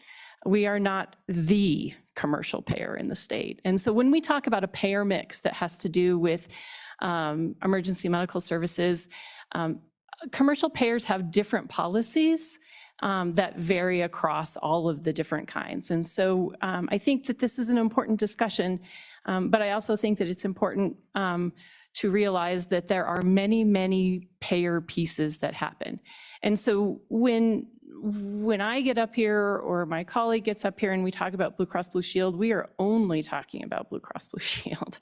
And so I would encourage members of the committee to sort of understand that there are other payers that contribute to this.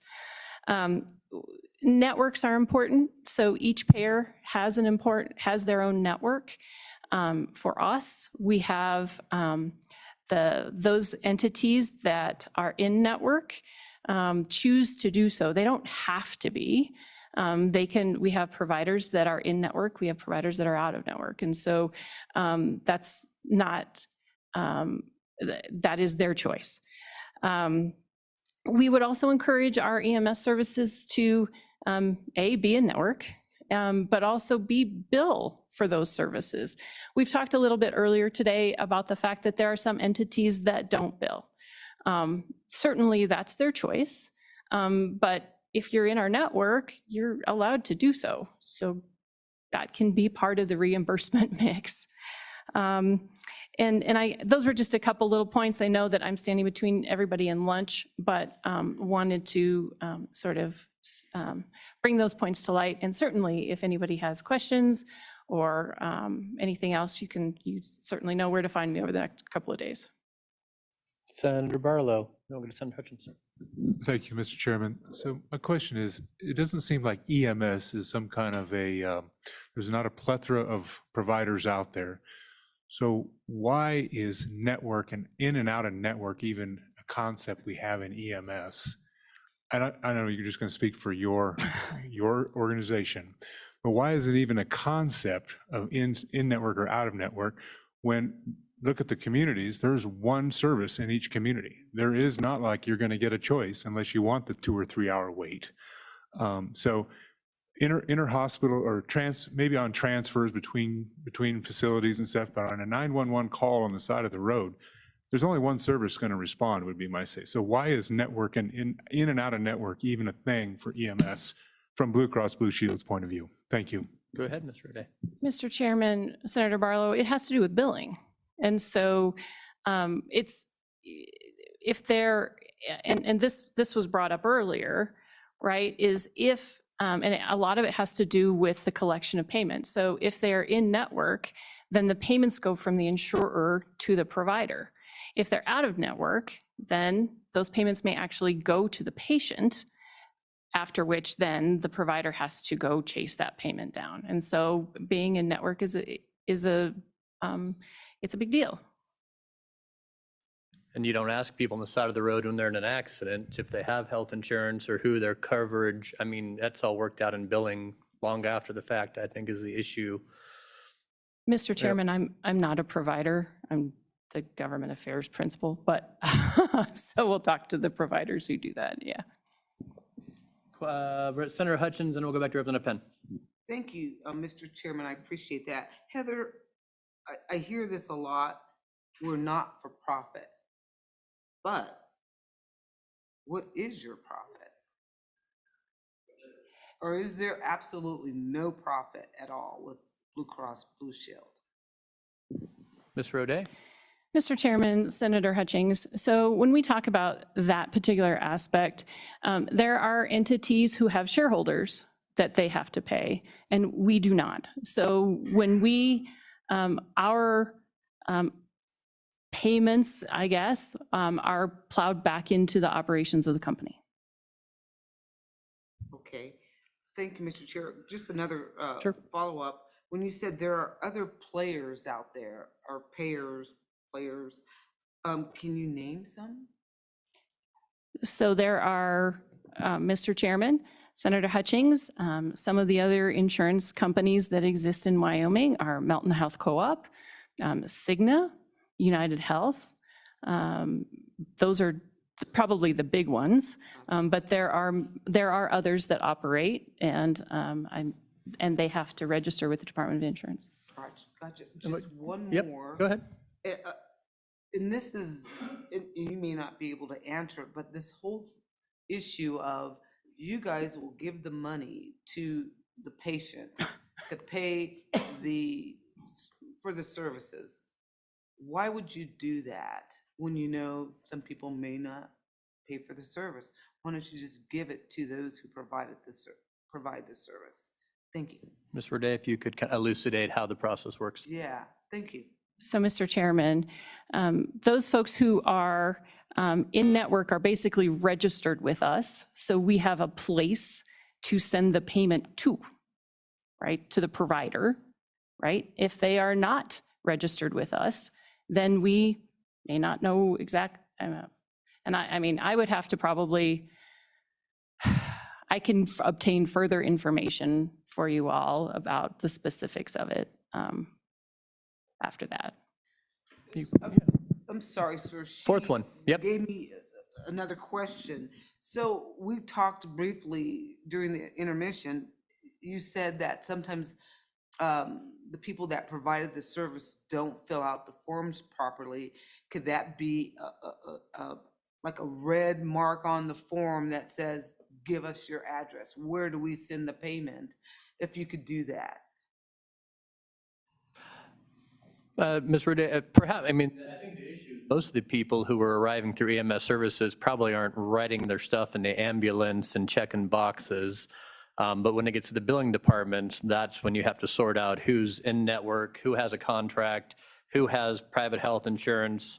I mean, you didn't mention the other big payers are Medicaid, Medicare. I mean, there's private insurance and then there's TRICARE. I mean, there's a plethora of market players. But I mean, is there a way that for the patients who aren't critically injured to, I don't know enough about how the process works when they say, here's who, you know, I have private health insurance, I don't. And for some patients in the ER, they certainly have that. But I'm guessing by ambulance transport, a lot of those patients are in some way incapacitated, not in the right mind, and when they don't do paperwork. Is that how it works? Mr. Chairman, well, yes. I mean, the service has to, the emergency service has to happen first. And then I'll let my provider colleagues talk more about how the process works from inside their facilities. But then, you know, if there is an ability to have a card presented that says, this is my insurance, then that's when it goes to the billing, and then that's when it gets sorted out afterwards.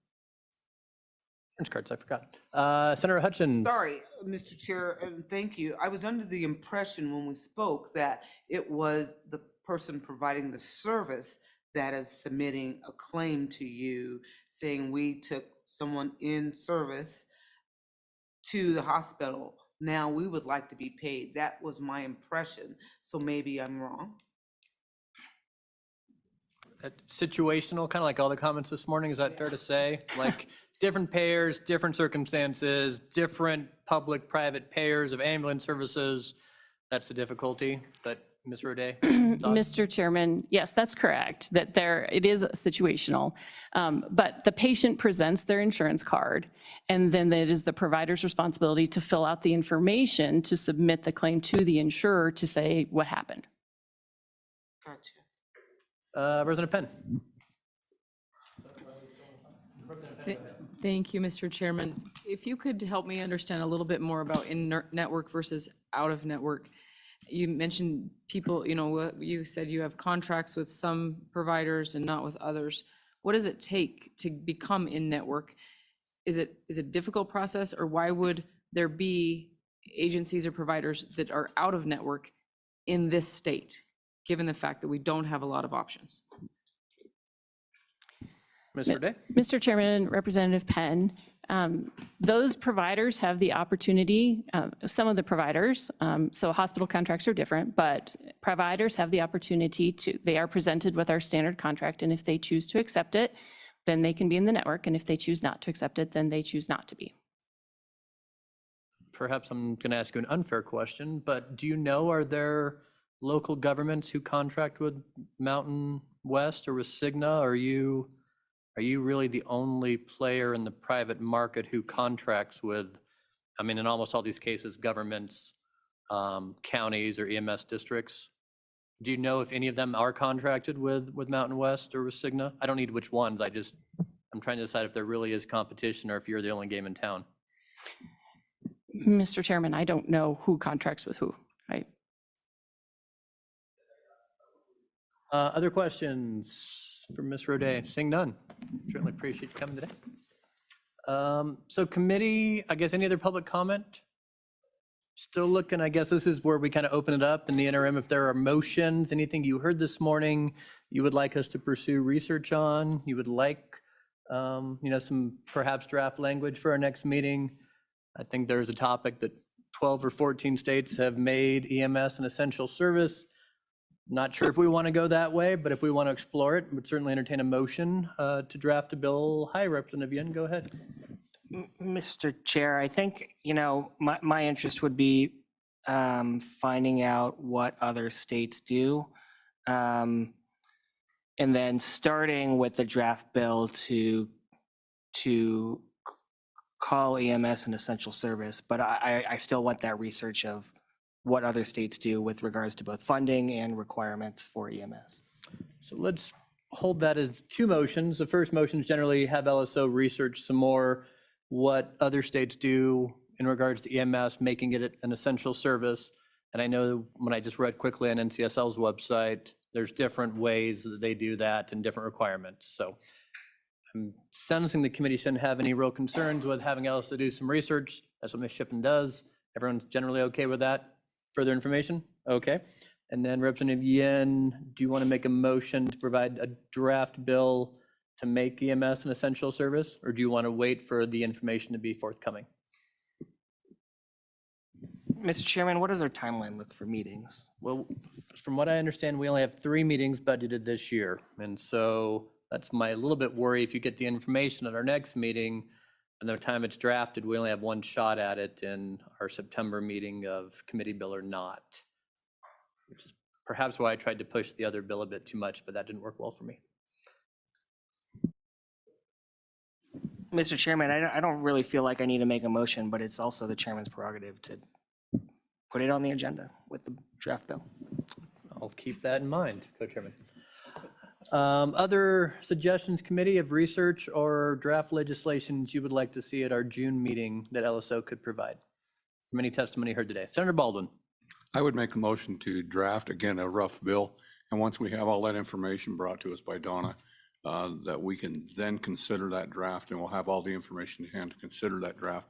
And there again, as well as any further public comment concerning it from EMS, county commissioners, et cetera. To make EMS an essential service. Making an essential service. So that would be my proposal, is to draft a bill to make EMS an essential service, and we can amend out the details in the June meeting. Okay. I assume Representative Yen's in a second.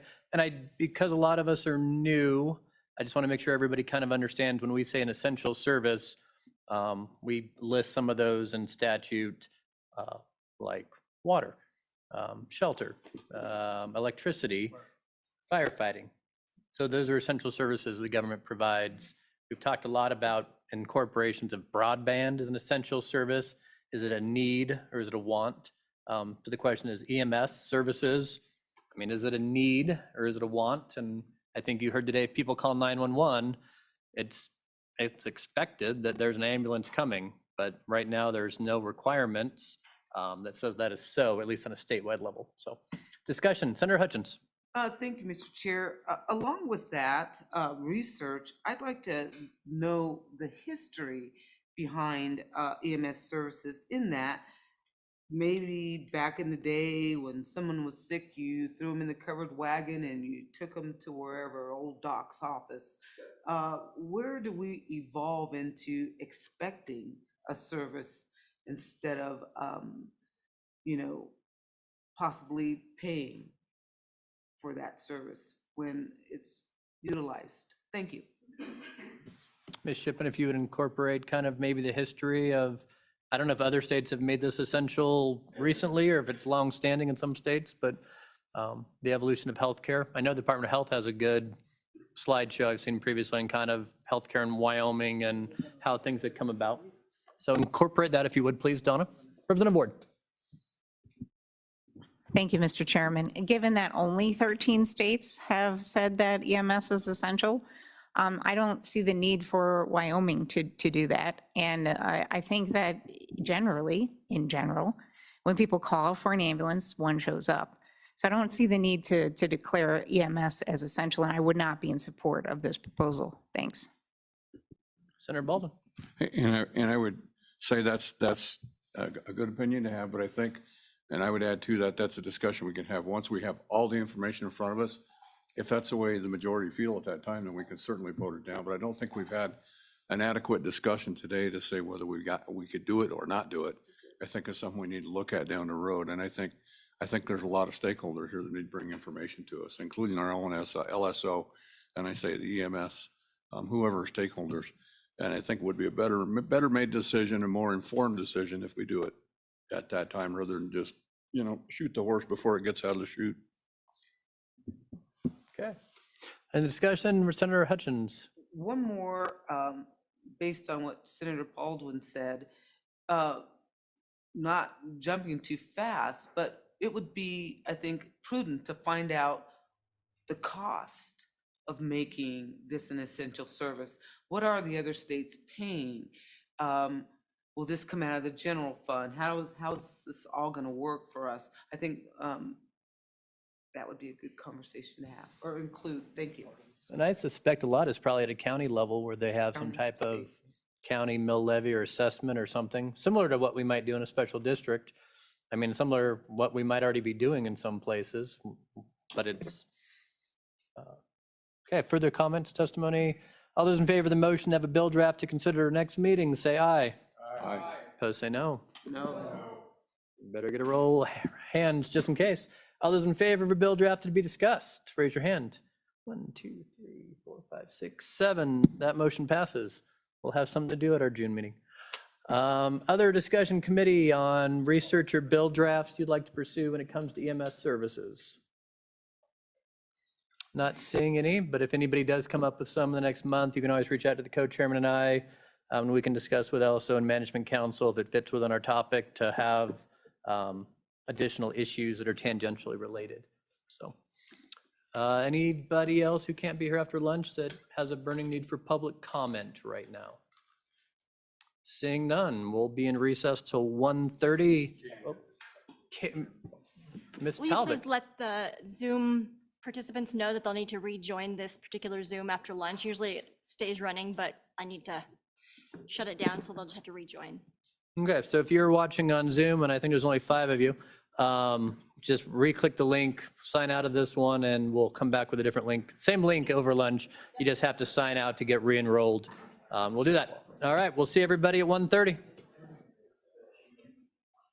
Will the room be secured?